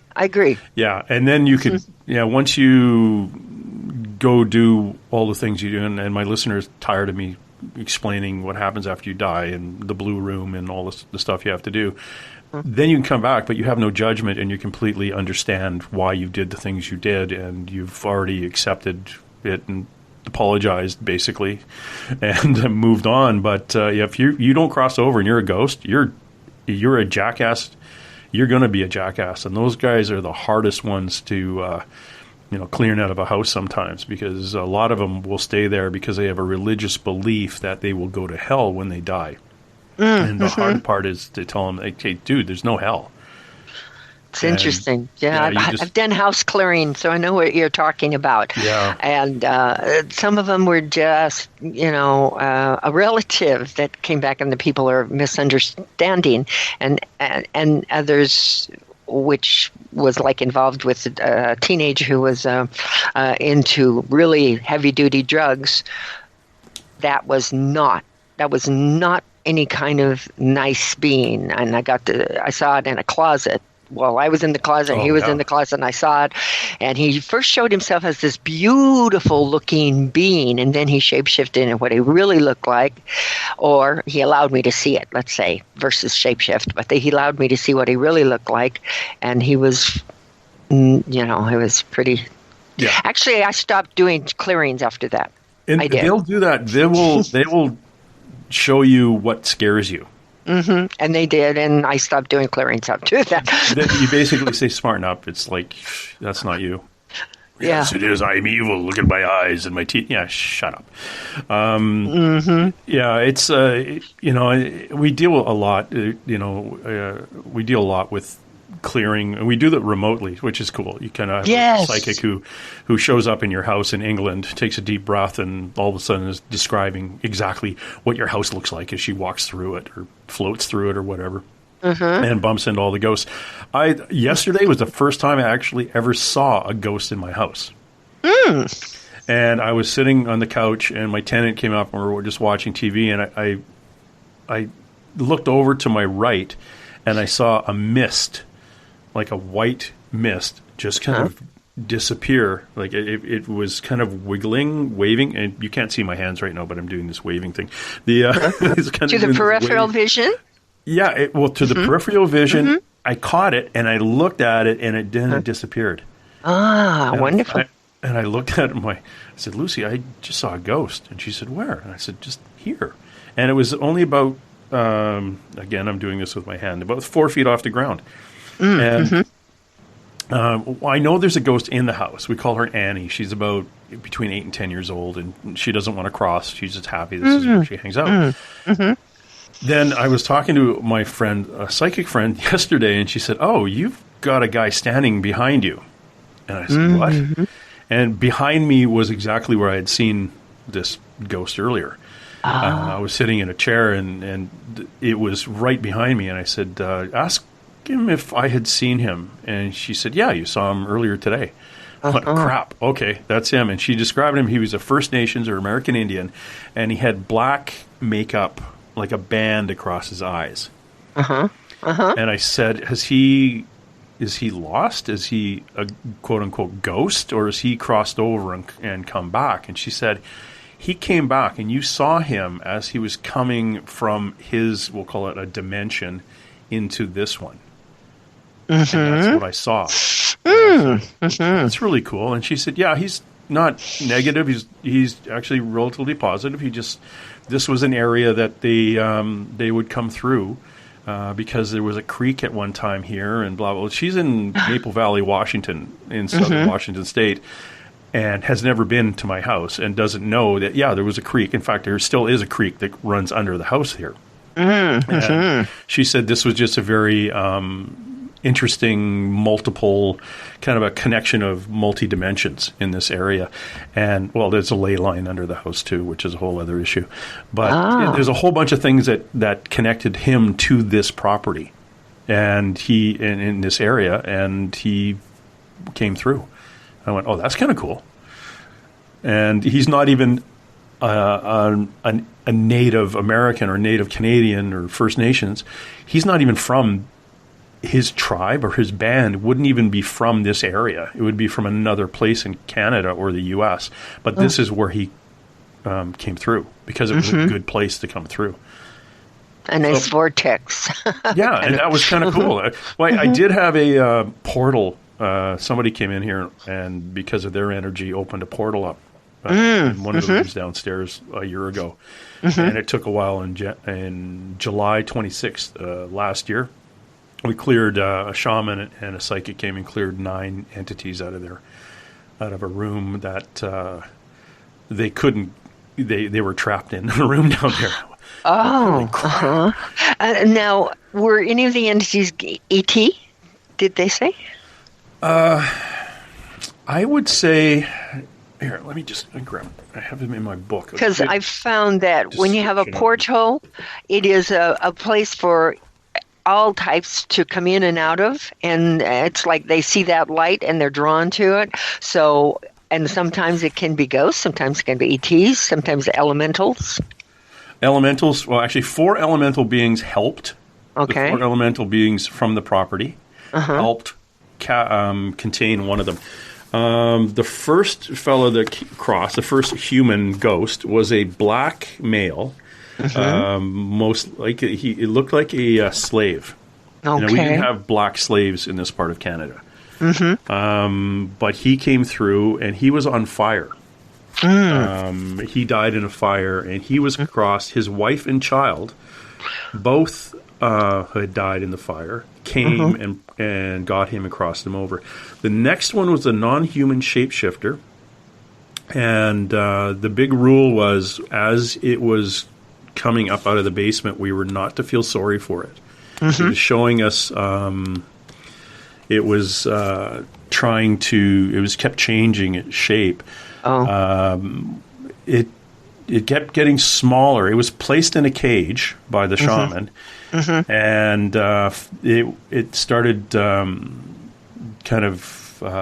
kept trying to get small and get out of the cage, like probably between the bars. But the 4 elemental beings came up, and one at each corner of the small box, and it turned white and got bigger, then went to the light.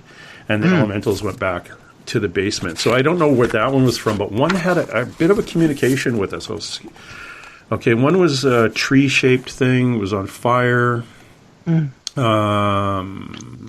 Extremely large snake came out of the tree. Dark, which turned into a small snake about 2 feet long. Turned into a shell. Okay, and then wrapped. Okay, and then back in the snake, wrapped around the girl Stevie, her arm, and tried to change into a toad. It kept shape shifting. And then it went back to the light. Another one. This is the weird one. It came bounding out of the basement as a deer, changed into a cow as it tried to jump over the shaman. Of course, a cow doesn't jump that high, so it didn't. It kept flipping back and forth between all sorts of different animals. Finally, a small gold finch and placed in a cave. And this is the one actually communicated. So this one I'm thinking is E.T. It says, "I've traveled such a long way to be trapped in the cage." And it turned into a butterfly, and it tried to go out of the cage underground. And actually, this one, most of them were going to the bright white light. Right. This one actually a golden light came from the sun. And then it changed into a white light, and that's how it left. And those were and the rest of them were humans, including a youngish fellow who died on a ship, or was killed on a ship when he was ill. The crew thought he was contagious, so they killed him. And fascinating. Another fellow that was executed on a boat. All from the Pacific, the Atlantic Ocean, which is bizarre because I'm right on the Pacific.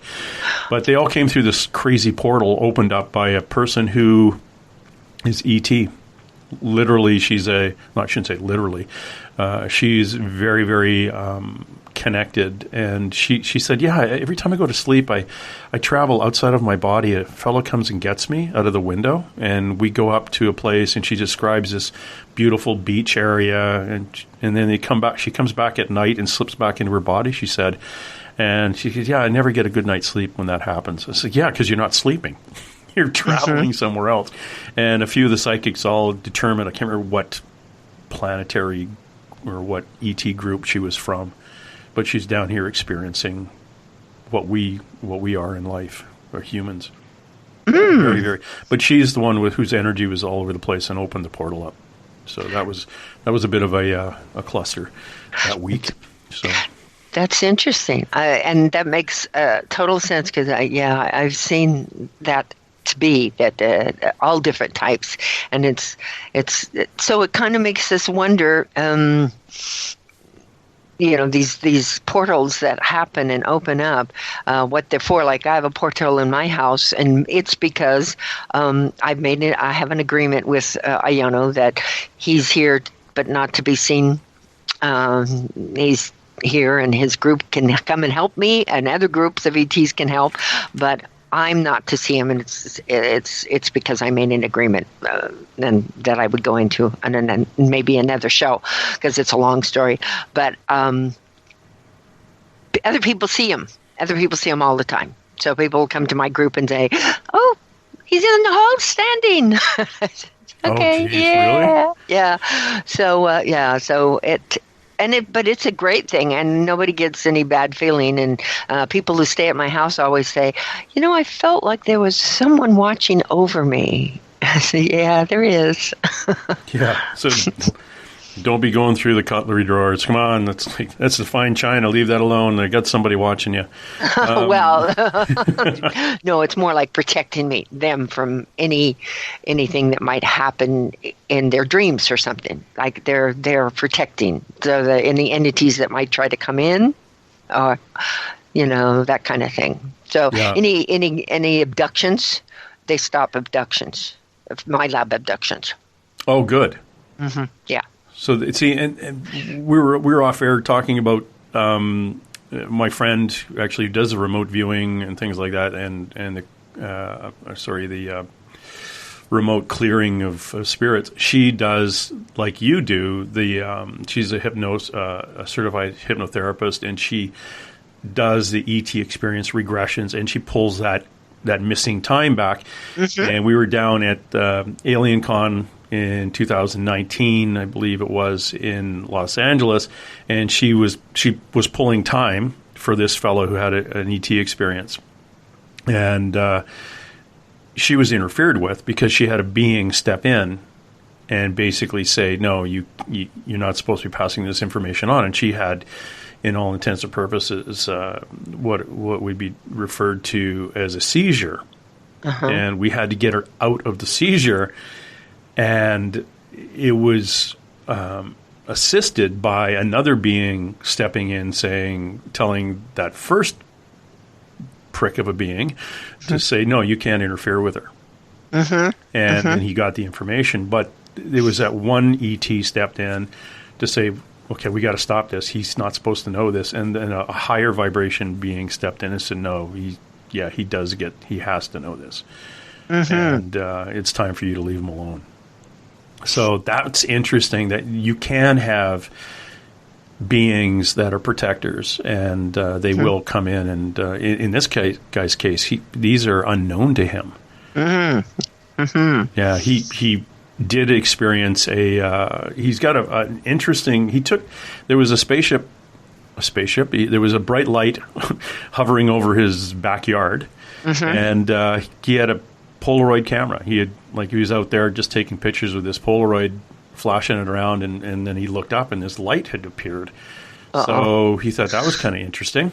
Uh-huh. And he took, he had all these Polaroids that were, he had kind of leave them alone while they're developing, and he took a couple of pictures of the light. Not that he thought he'd catch anything, but when he took these photos, he laid them down, and he went and looked at them later, and there were handprints, like fingers, right across the Polaroids, and each finger had almost like these tiny little hairs coming out of it. So whatever had picked up his pictures to look at them to see if he had taken a picture of the spaceship. Uh-huh.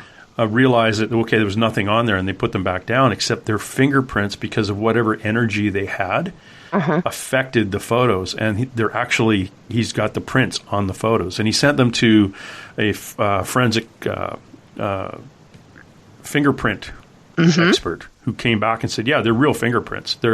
And you can tell by there's no ridge lines and stuff like our fingerprints, but each of those hands had thousands of little hairs on them, microscopic hairs that would help you grasp something. He says it's an animal or some kind of living being touched your photos.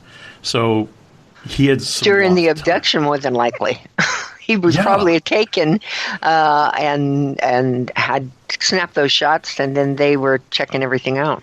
Yep. And he was the guy, because he did have that lost time, so they were doing a regression on him.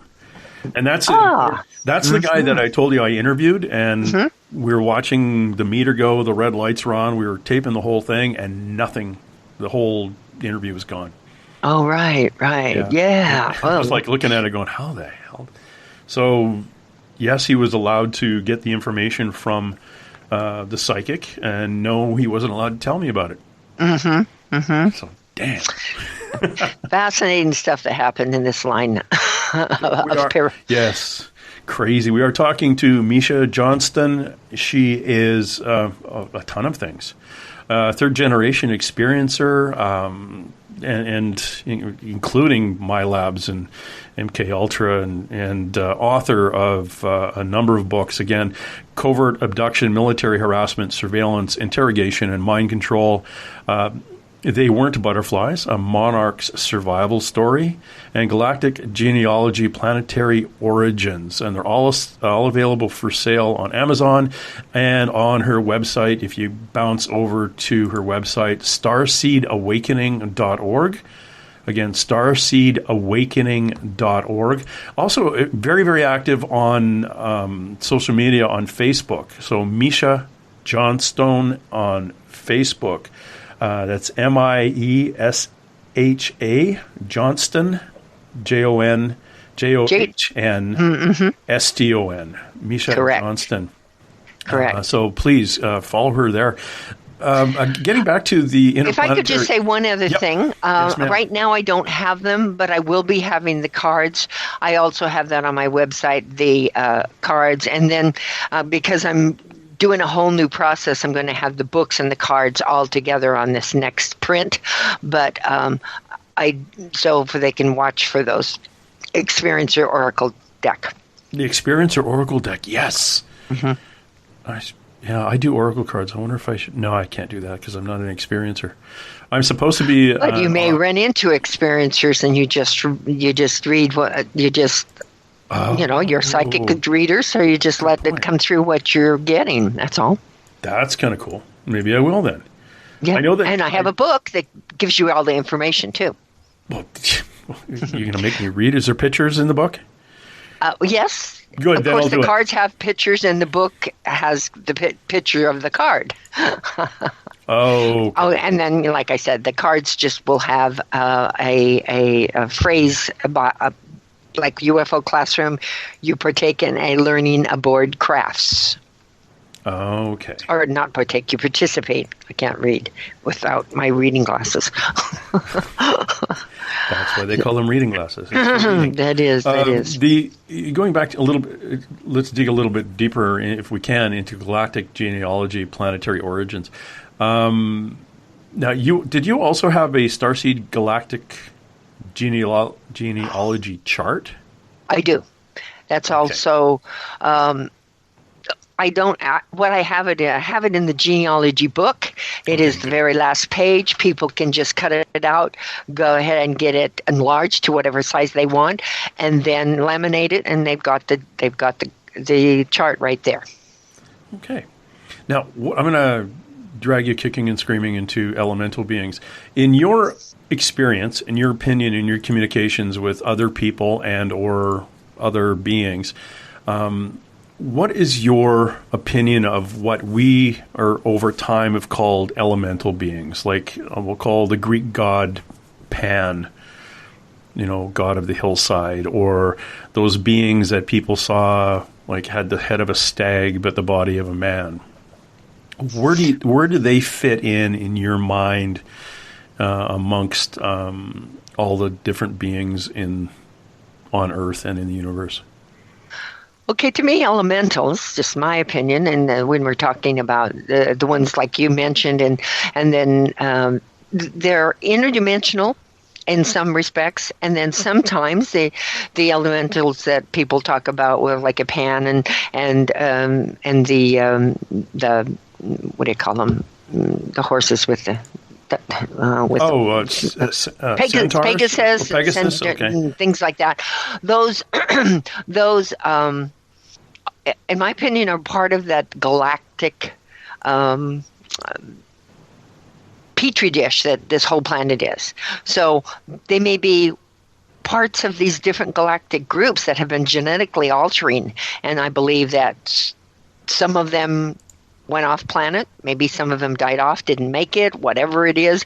But I believe that all of these things that we call our mythology are parts of that genetic project that has been happening since the beginning of Earth.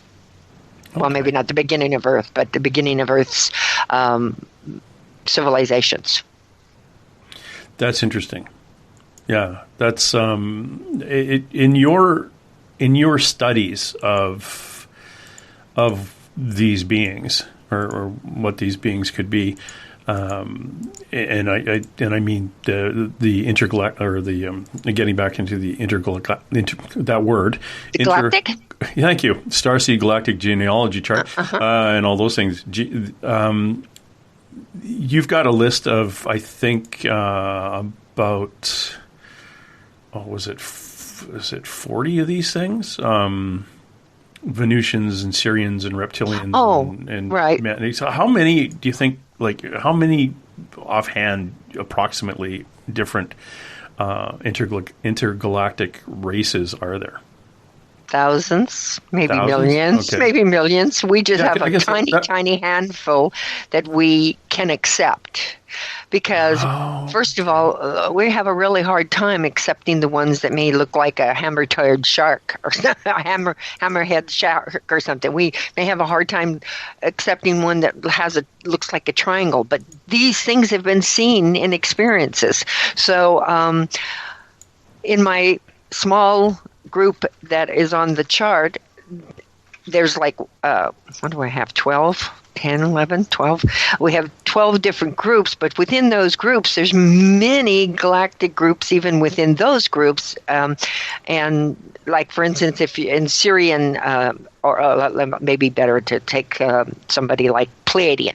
So within Pleiadian, you might have some human races that look like humanoids, and others that may have different looks. I'm not saying that that's how Pleiades is, because so far we haven't really heard about any. That was probably a bad example. Let's do Syrian.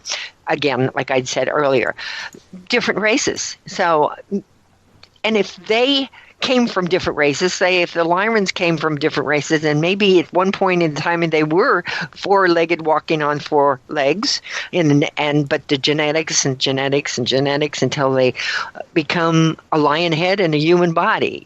That's just an example. So I'm sure there's thousands, if not millions.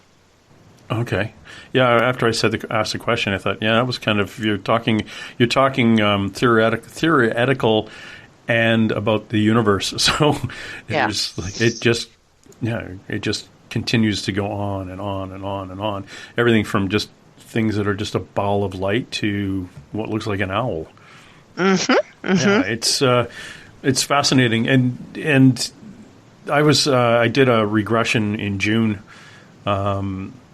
And I have always been told that my main spirit guide looked like he was from Egypt 30,000 years ago, and I was told by the psychic when they first told me this that he'd never been terrestrial. And it was a year or so later, it dawned on both of us when a shaman pointed it out. He said, "Oh, look, your spirit guide, he's E.T."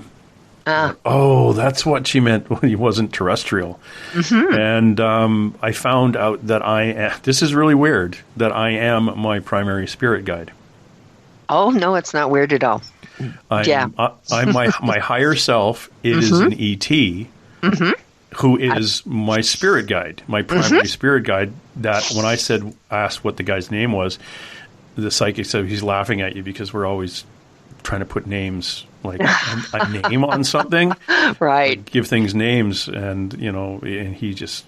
But I actually, in my regression, I end up being him, and flying into this place or landing on a big pier and walking to this underground area and sitting down and describing myself as this very tall, bald guy with a little bit of a turned up nose and high cheekbones and things, and I still have I don't know what race that is, but that was me.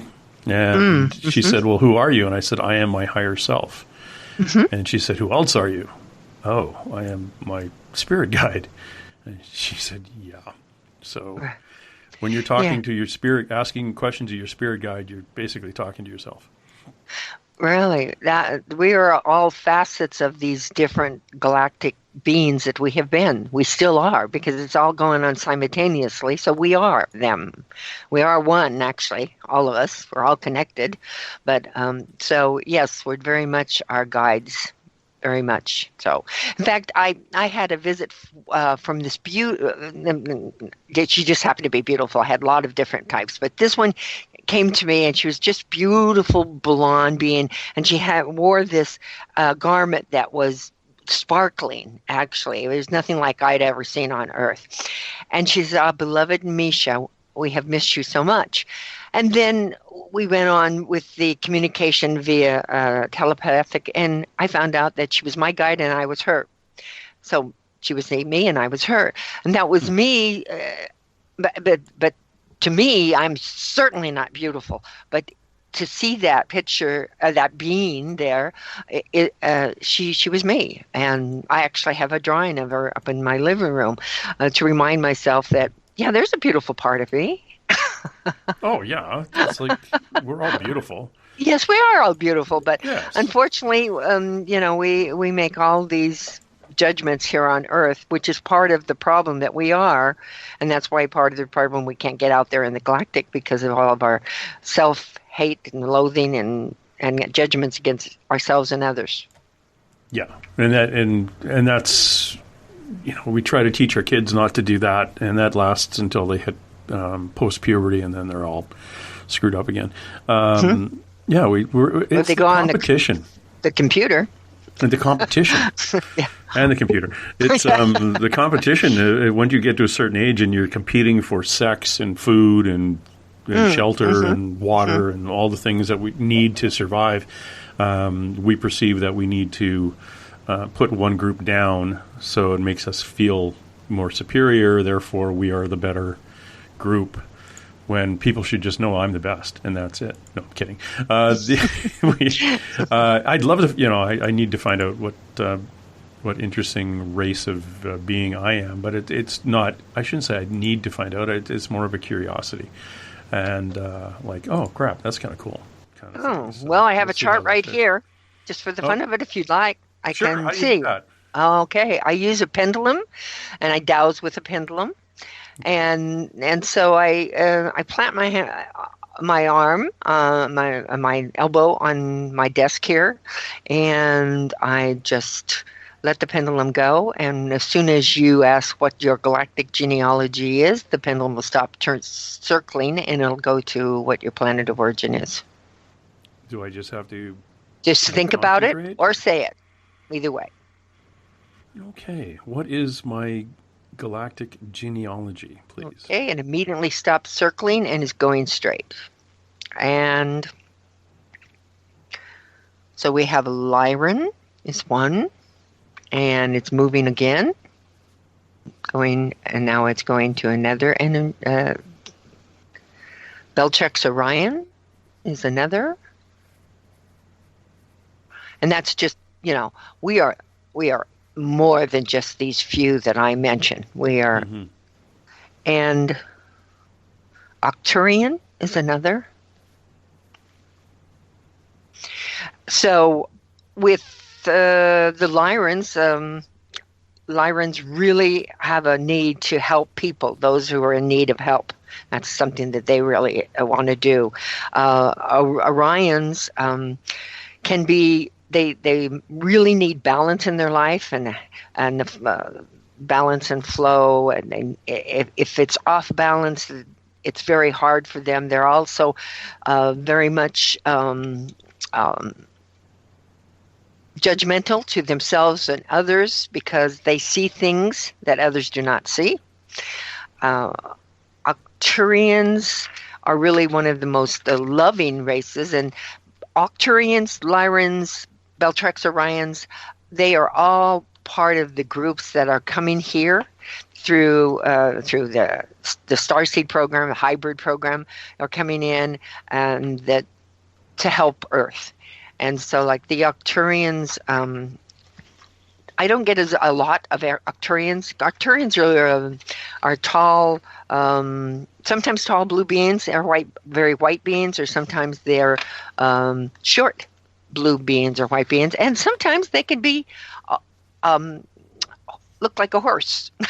So there's different groups and such within that planetary group. But let me see. I'm trying to, right off the bat, I'm having a hard time remembering about Arcturians. So let me just read a couple of sentences here of the personal traits of an Arcturian. Arcturians teach the most fundamental ingredients for living in the fifth dimension is love. Negative fear and guilt must be overcome in exchange for love and light. The Arcturians are the most loving and non-judgmental beings you can possibly imagine. And factions of groups that they have been, let's say their enemies, are very fearful of them because they have the most advanced ships in the galactic. Oh. Yeah. So that's just a little tiny short reading to give you a taste of it. I didn't go into a whole lot of detail because of the time constraints. But does any of that fit you? Well, it's funny that I'm a Leo, so that Lyran, okay. Orion, the constellation Orion has been very, very prominent in my life. Absolutely. When I say prominent, you look at it. I look at it and I stare at it. I can. That's the one I can pick out. Like I can just look. And people say, "What are those three stars?" Well, that's the belt of Orion. How do you know that? I have no idea. That's why. That was home. The Arcturian, I don't know much about that, so I'm going to have to dig into that. But the Orion... Arcturian you can see in the night sky, too. Okay, that's a constellation then. Oh, they're all constellations? They're all constellations, and Lyra is one of the brightest stars in the night sky as well. Actually, you're not really seeing Lyra, you're seeing Vega. Vega is the brightest, but Lyra is right behind it. And so basically what you're seeing is Vega, but it's still part of Lyran. Vega is also the Lyran system as well. So so I could have told you before you even said that you were mesmerized by the Orion star system, as I am my whole life. I was mesmerized by the Orion and the Pleiadian system because and then I have others too, but those are two of my planetary groups that my galactic family I'm from. That Pleiadians, that's what the young lady that was living the tenant in the basement room that opened the portal. Huh? This Pleiadian. Ah. She's and that was who would another Pleiadian would come and get her, and they'd go off and go back home every night or every once or twice a week. Pleiadians help people. They're one of the major galactic assisters. It's like the Syrians, the Pleiadians, the Venetians, the Arcturians, the Orions, Lyrans. Who else? I don't want to forget anybody. But basically, those are the ones that are assisting. Procyon also are assisting planet Earth in our awakening. And the only way they can do that is through people. They can't come stand there and talk to us, so they have to do it through people. So the people either who are reborn here, or shall I say hybrids born here, and I mean hybrids meaning I mean hybrids, but I also mean starseed hybrids. So we're born. It's not like but we do have alien DNA, but it's not like we're all of us are hybrids. There's a starseed program and there's a hybrid program. Okay. A lot of the hybrids are coming in now, and you can tell them by their abilities. These amazing children that are coming in now are really what my galactics tell me are the biggest and most hope for Earth are those that are coming in now. In the last 10 years or so, maybe even longer, last 20 years probably. That's fascinating. They're the fourth wave. They're the fourth wave. And I know you probably talk to people who say, oh, my child is just amazing. They're so smart. There's this or that. Well, if you take a look at it, that's happening a lot. There's a lot of kids out there that are just amazing. And unfortunately, though, when they get into the school system or they get into the very big program that they're using on these children is that damn games. So I think the powers that be get them hooked into games and get them off their course. That's their dark night of the soul that they're going to have to come through. But I think that's what they've used to detour them from their mission. And because they come in as these amazing kids with these amazing psychic abilities, and they're savants, and they're all of this, and then all of a sudden and I'm talking in terms of my own grandchildren, a couple of them are that way, and they've been detoured by the damn games, all the games that they, video games, and now internet video games, and connected, and whatever the names of the games are. But yeah, that's I totally. Those are time machines in themselves. Yes, I used to play video games, a Call of Duty, and I remember when the internet, actually when the online game first came out, I think it was called Duke Nukem. I'd get off work at 3 a.m. or midnight, and I'd be playing this game just before I go to bed, and I'd realize the sun was coming up. Absolutely. They are time machines. Yeah. When you go to bed, and your eyes are physically pounding in the sockets. You can feel them when you shut your eyes. It is amazing. There is, on your website, starseedawakening.org, you have a Starseed questionnaire. Mm-hmm. And you have a number of questions on there. And I'm going through that. There's 25 questions, and I'm kind of going through going, oh, crap, I'm kind of hitting all these things. But is there an age group for Starseeds? Because I'm tons older than some 15, 16-year-old. No, there is not an age. Actually, there is a wonderful lady that coined this, and right now for the life of me, I can't remember her name, but it was wonderful that she came out the first, second, and third wave. Dolores Cannon, there is her name. Okay, so Dolores Cannon came out with the Starseed first, second, and third wave, and I think now we're in the fourth wave. But yes, Starseeds have been coming in my lifetime. The hippies, let's say, were the very first starseeds. They tried to show, before the CIA came in and brought in the sex and the drugs and all that, they just wanted to show, love each other. Let's just love one another. So they were the first starseeds that came in, I believe. Wow. Yeah, and then you had the other groups that came in and have been coming, the waves that have been coming in. So yes, absolutely, you could be a starseed. Absolutely, you're a starseed. Absolutely, you wouldn't be awake right now if you weren't a starseed. Okay, that's the other. I was going to get to that question because I really quickly. I'm going to go through here and I'm going to answer these questions, and you'll see how it made a lot of sense.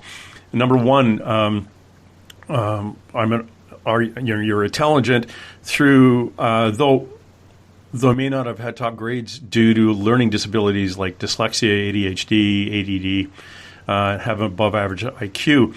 I have dyslexia. I never learned my math. I never learned how to do long division. Mm-hmm. That weird looking big number 7 kind of thing, and you fill all that stuff. I never learned that. But I ended up after school, or after high school, I worked on a survey crew as a rodman. So I was doing division, but my brain made shortcuts. Of course, absolutely. So I could divide 820 into 6,726 in my head, but I couldn't show my work because I wasn't using the basis that you were taught in school. My brain did it in its on my own through basically reverse multiplication. I'm trying to explain that to somebody today. They're going, nah, okay, it doesn't work. I said, yeah, that's why I failed math. Nagging suspicion you are more than your parents' offspring, that you have some unfulfilled mission, consequence for both yourself and Earth. That's what got me into the Royal Canadian Mounted Police. There was always something that I had to go do something for somebody that I wasn't fulfilling, because I didn't get into the Mounties until I was in my 30s. I just had to do something. Had disgust and perhaps loathing for much of the required and repetitious work in school. Well, yeah, because I didn't see it as an advantage to anybody or to learning, and I found that I learned better if you just let me alone. were rebellious in school, refused to do homework, and may have rejected authority teachers or seriously wanted to rebel, but didn't dare, usually parental pressure or fear. Yeah, I didn't do my homework, and I just kind of went along with everybody else. I didn't overly rebel. I was the class clown. Which was my rebellion. That's a kind of a rebellion. Yeah, it was. Yes, May have experienced early depression and feelings of helplessness, ranged from sadness to utter despair. Sadness. I never was in one particular peer group. I was in all of them, or all of the cliques. I played football, and I was also in drama. So it was like these two different things. I had friends from a number of different groups. I didn't have the suicidal feelings, but I got depressed and really empathetic around other people too. I get depressed when someone else get depressed. Have difficulty in service-oriented jobs, may resist authority in their employment, and prefer being the boss. In the Royal Canadian Mounted Police, it's military-based. I was very, very. This is where I'm kind of opposite of this. It says resist authority. I was a member of Greenpeace back when they first started, and we quit because they weren't radical enough. So over time, I thought, you know what? If you can't change things by yelling from the outside of the building, how about we join and change things from the inside the building? And, and so it was my way of resisting authority was becoming authority and changing it from the inside. And I do prefer being the boss, but I did work well with really good supervisors. And we all kind of worked together. And I also worked in a branch of organized crime where it was called flat ranking. So your big boss was doing exactly the same thing you were. So we all just kind of got along. The body temperature thing, I have no idea what that, if mine was a little warmer. No, a little cooler. A little cooler? Okay. The dreaming, I feel like I've had dreams of angels, star visitors, or family from earlier existence all the time. I have that. Trouble accepting systems that consider broken or ineffective, political educate. Oh my God, yeah. Yeah, that's me. Frustration with materialistic lifestyle and values and keeping up with the Joneses. Yes, I have frustration with that. But I understand the machine, how it works in lifestyle, in life, that I need to make this much money to fulfill this need that I want. I want to go to Fiji. Sure. Therefore, I need this. So it is frustrating, but I still like to have my toys. Deep empathy for others, intolerance for stupidity. Yes, my empathy for others can be painful at times, and as a peace officer, it was for the first 9 months of my job. If you called me to your house because your car was stolen, Miesha, by the time I talked to you, it was like our car was stolen. And I gave 20% of myself to you. Well, that's only good for 5 people a day.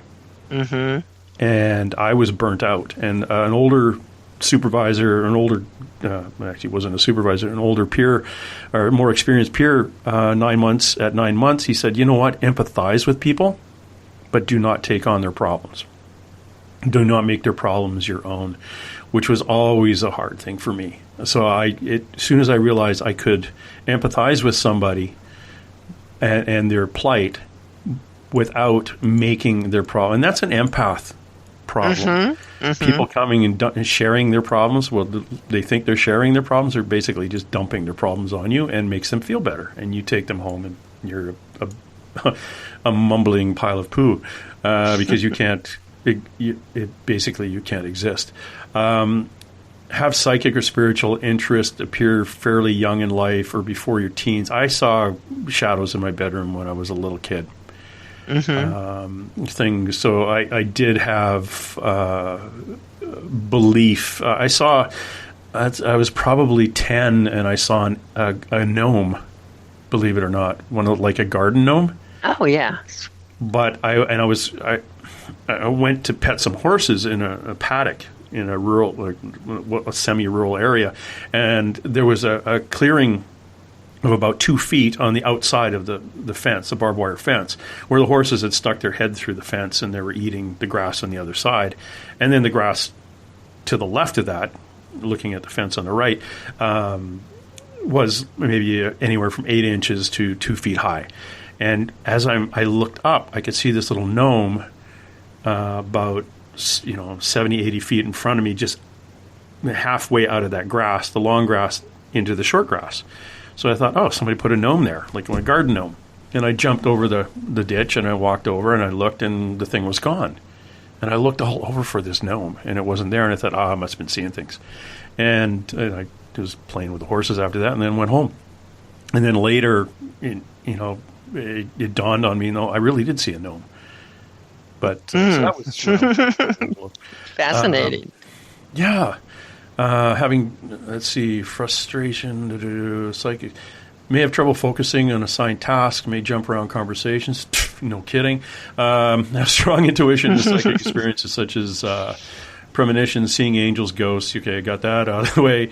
Awareness of other dimensions, parallel realities, and other planets, and at possible contact. See, that's the hard one. When you have that one, and that's number 15, may have awareness of other dimensions, parallel realities, and other planets, and have possibly had contact. That is now learned because of where I am in my life at this point. I had an awakening. I understand, and I've talked to people like you. And when you tell me about things like this, I don't question it like I would have when I was really young. So it resonates. It just makes sense. It's like, well, of course.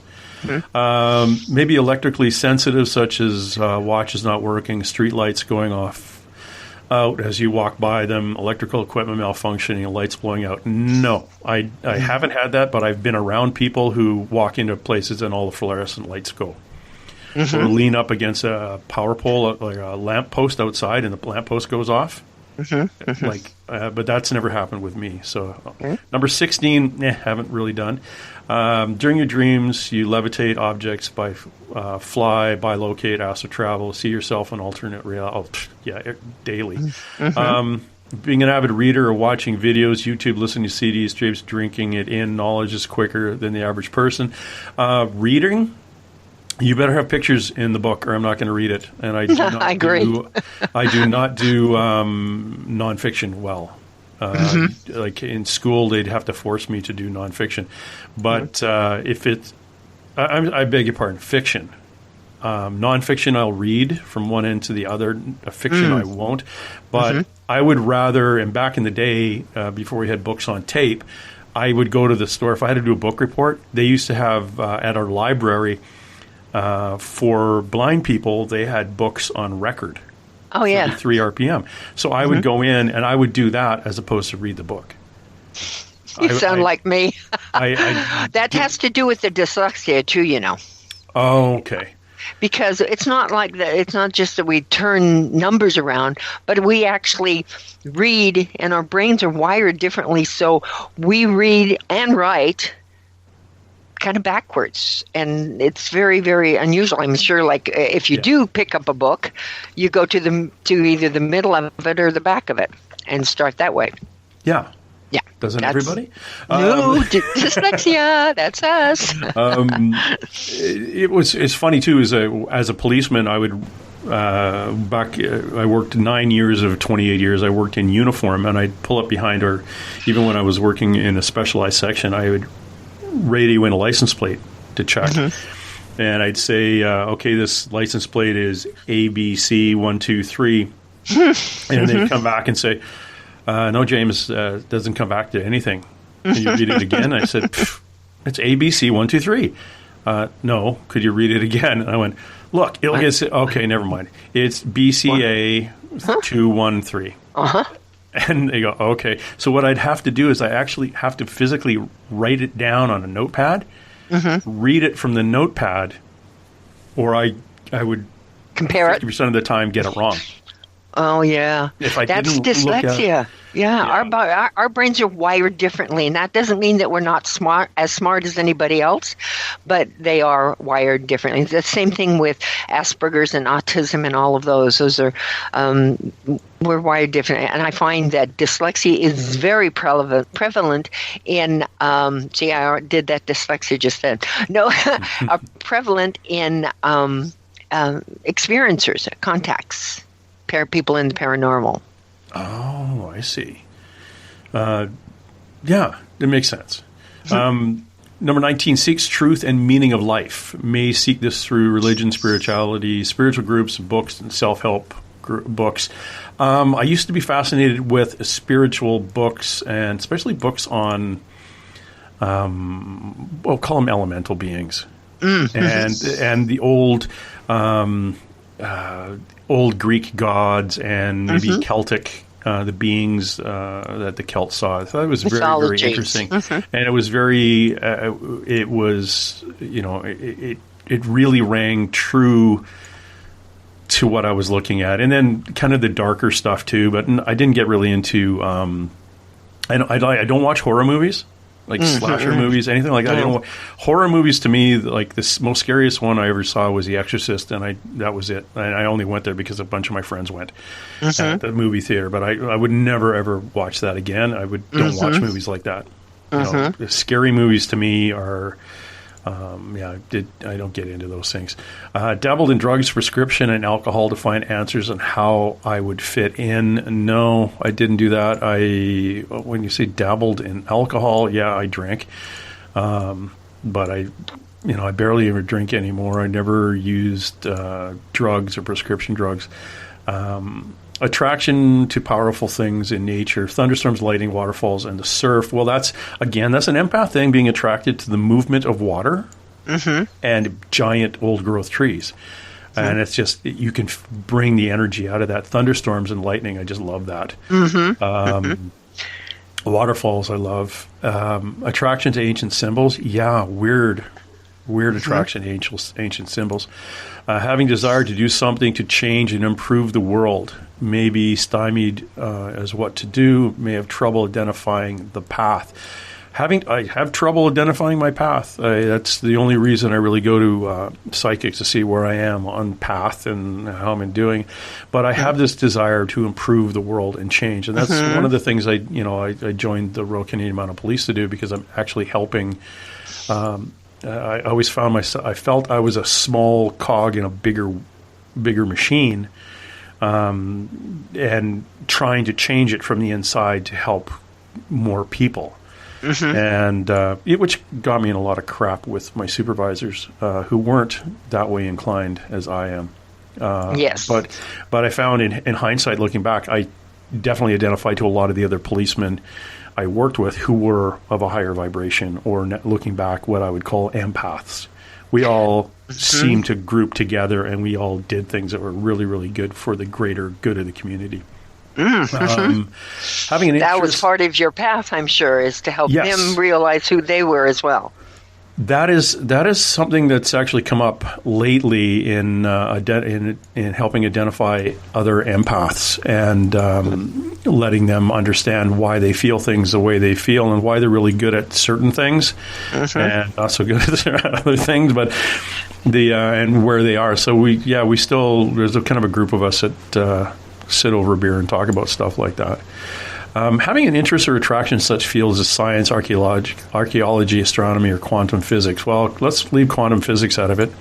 But archaeology is completely fascinating to me. Astronomy is fascinating. But archaeology, it would be my number one thing. I love digging up with my metal detector, even just digging up old things and looking around old buildings and graveyards and things. Expectations of great changes upon Earth in the near future. Yes. I expect that to happen, and that's number 25 on your list. I expect that to happen. But my inquisitive science brain and my needing to know side of my body says, okay, I need that to happen. I'm expecting it to happen, but I need to know when. And then the argument I have with myself is, no, you don't need to know. It's just coming. So there's like one side of me saying, Mo, curiosity says I need to know because I need to tell everybody. And then it's like, well, no, that's your ego. Like, why do you need to tell everybody? Well, because I know you're not everything to everybody. Let other people find out their own way. So that's that argument I have. My ego wants me to be the one running around again, telling everybody they're going to be okay. And, you know, that's the little ADHD guy in me running around wanting, look at me, look what I've got here. I want to help everybody. This is me. Everybody be happy. And that sounds like Arcturian Ensimer Ryan in there. Yeah, well, but see, then Delirian is me going, you know, it's not your job. It's like, well, actually, Illyrians also are helpful, but there is a part, and I also saw you as a Syrian. I know because that's what came in too, even though it didn't show up in there. And the Syrians, they dig very deeply into everything, and they don't. Yeah, but you know, we're made up of all of these, so that's the thing. We're made up of all these different groups that we are. Yeah, it's not just that we've been, but who we are, because it's all simultaneous. Yes. So it's all happening once. And again, that list, that questionnaire is one of Stargate questionnaire is if you go to questionnaires at starseedawakening.org. That's Miesha's website. You can also answer the questions, military abductee, experiencer /abductee. Starseed questionnaire is one I went through and then targeted individuals' symptoms, which goes through a whole other part. Oh, a reptilian encounter questionnaire. Oh, yes. And I should have it in there, the Starseed hybrid questionnaire, which is a very long questionnaire. And that deals with, as a child, were you this way? Or even as an adult, are your children this way? Oh, okay. It's not on your questionnaire list. Oh, I'm sorry. I have to put it in there. I am not a webmaster, and my webmaster is so very busy right now. She hasn't been able to do a lot, so that's why I have everything on blog, because I don't know how to put it into my whole page or the whole website, and so I put it on blog. So I'll add that questionnaire on blog, so at least people can get to it that way. That's really cool. I'll do that. Maybe I should do that too, because I'm really no good at updating my website. Other than all my podcasts are on the website, and I'll be adding some for my Patreon listener, my Patreon supporters. I'm adding a documentary called Bigfoot Girl that I was in, and it won't be like everybody else can go on Patreon and actually look at my podcasts, but my supporters get their names in for their draw once a month for the psychic reading, past life regression, or astrological chart. So they're the only ones who get that, and they are the only ones who'll be able to see the documentary and all the other documentaries that we're adding there, the paranormal ones and things, will be coming in. So it's kind of cool, but I don't know how to do that for my website. And I have to get a hold of my web mistress, and she will do it, but it's like $300 every time she does something, so it's right. Yeah. So do it with the blog. So if you can go in the back door and you can add things on with the blog, that's how I've done it. That way, she showed me how to do that, so I don't have to go through her every time. Excellent. Hey, I want to thank you. I'm trying to think if there's something else here. I'm going to end up having to bring you back kicking and screaming, because I know there's some other things I want to talk about. I really would like to get into the vector tour side of things and talk to you a little bit more about that and your experience interacting with ETs. Oh, yeah, the interfacing and such as that. Yeah, I've got a lot of stories about that. Yeah, and I'm going to bring you back kicking and screaming, and we'll talk about that. Okay. I also want to talk, and talk to you about some of the gear you use to actually go out and do your UFO tours, the night vision and things, stuff like that, because it's fascinating. And I know if we go to our website, starseedawakening.org, click on Vector 5 Tours, there's a little video on what goes on in those tours, and you see how you could see these things when one goes out there. Yeah, you can go through Airbnb experiences for Las Vegas. Airbnb experiences. Yes. For Las Vegas. Right. People come to Las Vegas and let's say they get themselves an Airbnb here, immediately the experiences will pop up for them to choose of some of the things they want to do. And mine is one of them that comes up because I've done like 100 and about 200. No, I'm probably about. I don't know the figures. I was counting them the other day, but I've had something like 150 tours, right, through Airbnb, and since Las Vegas started, so that's where they can find it as well. That is very cool. And that is a lot of fun. If you've never been on one of these UFO tours anywhere, definitely drop by. I love it. StarseedAwakening.org has Miesha Johnston's contact information on there. You can sign up. You actually have sessions that they can book online.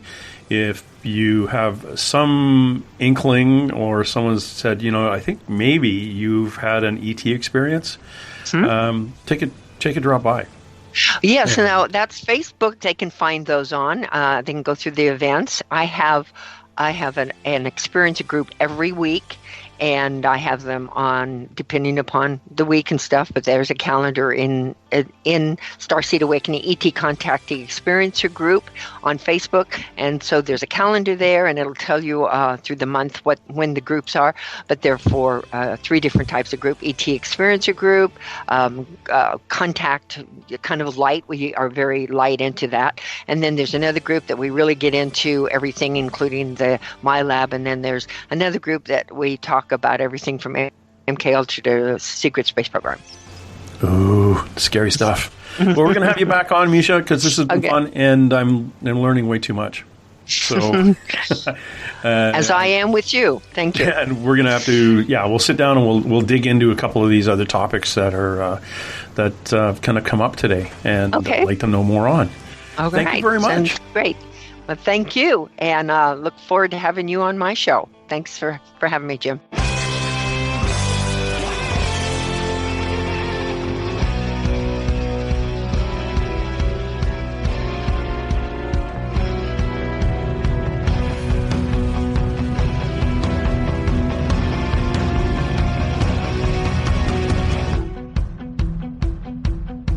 I'm condemned to the long, endless night. And I live in the absence of light. And my shadow has life of its own. Watching you while you sleep all alone.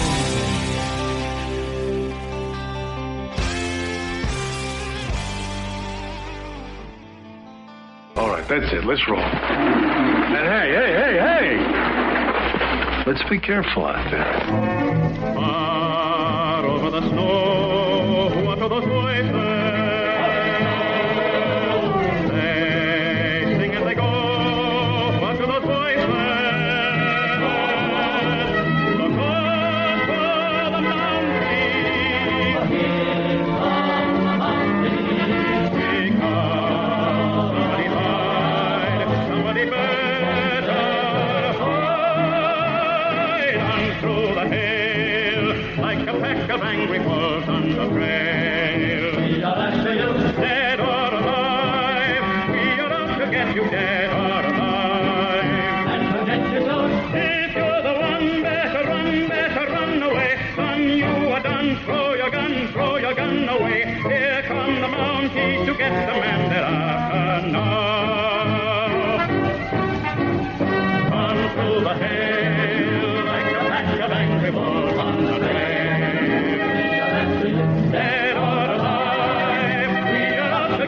edge of a knife. Into the one, better run away, son, you are done, so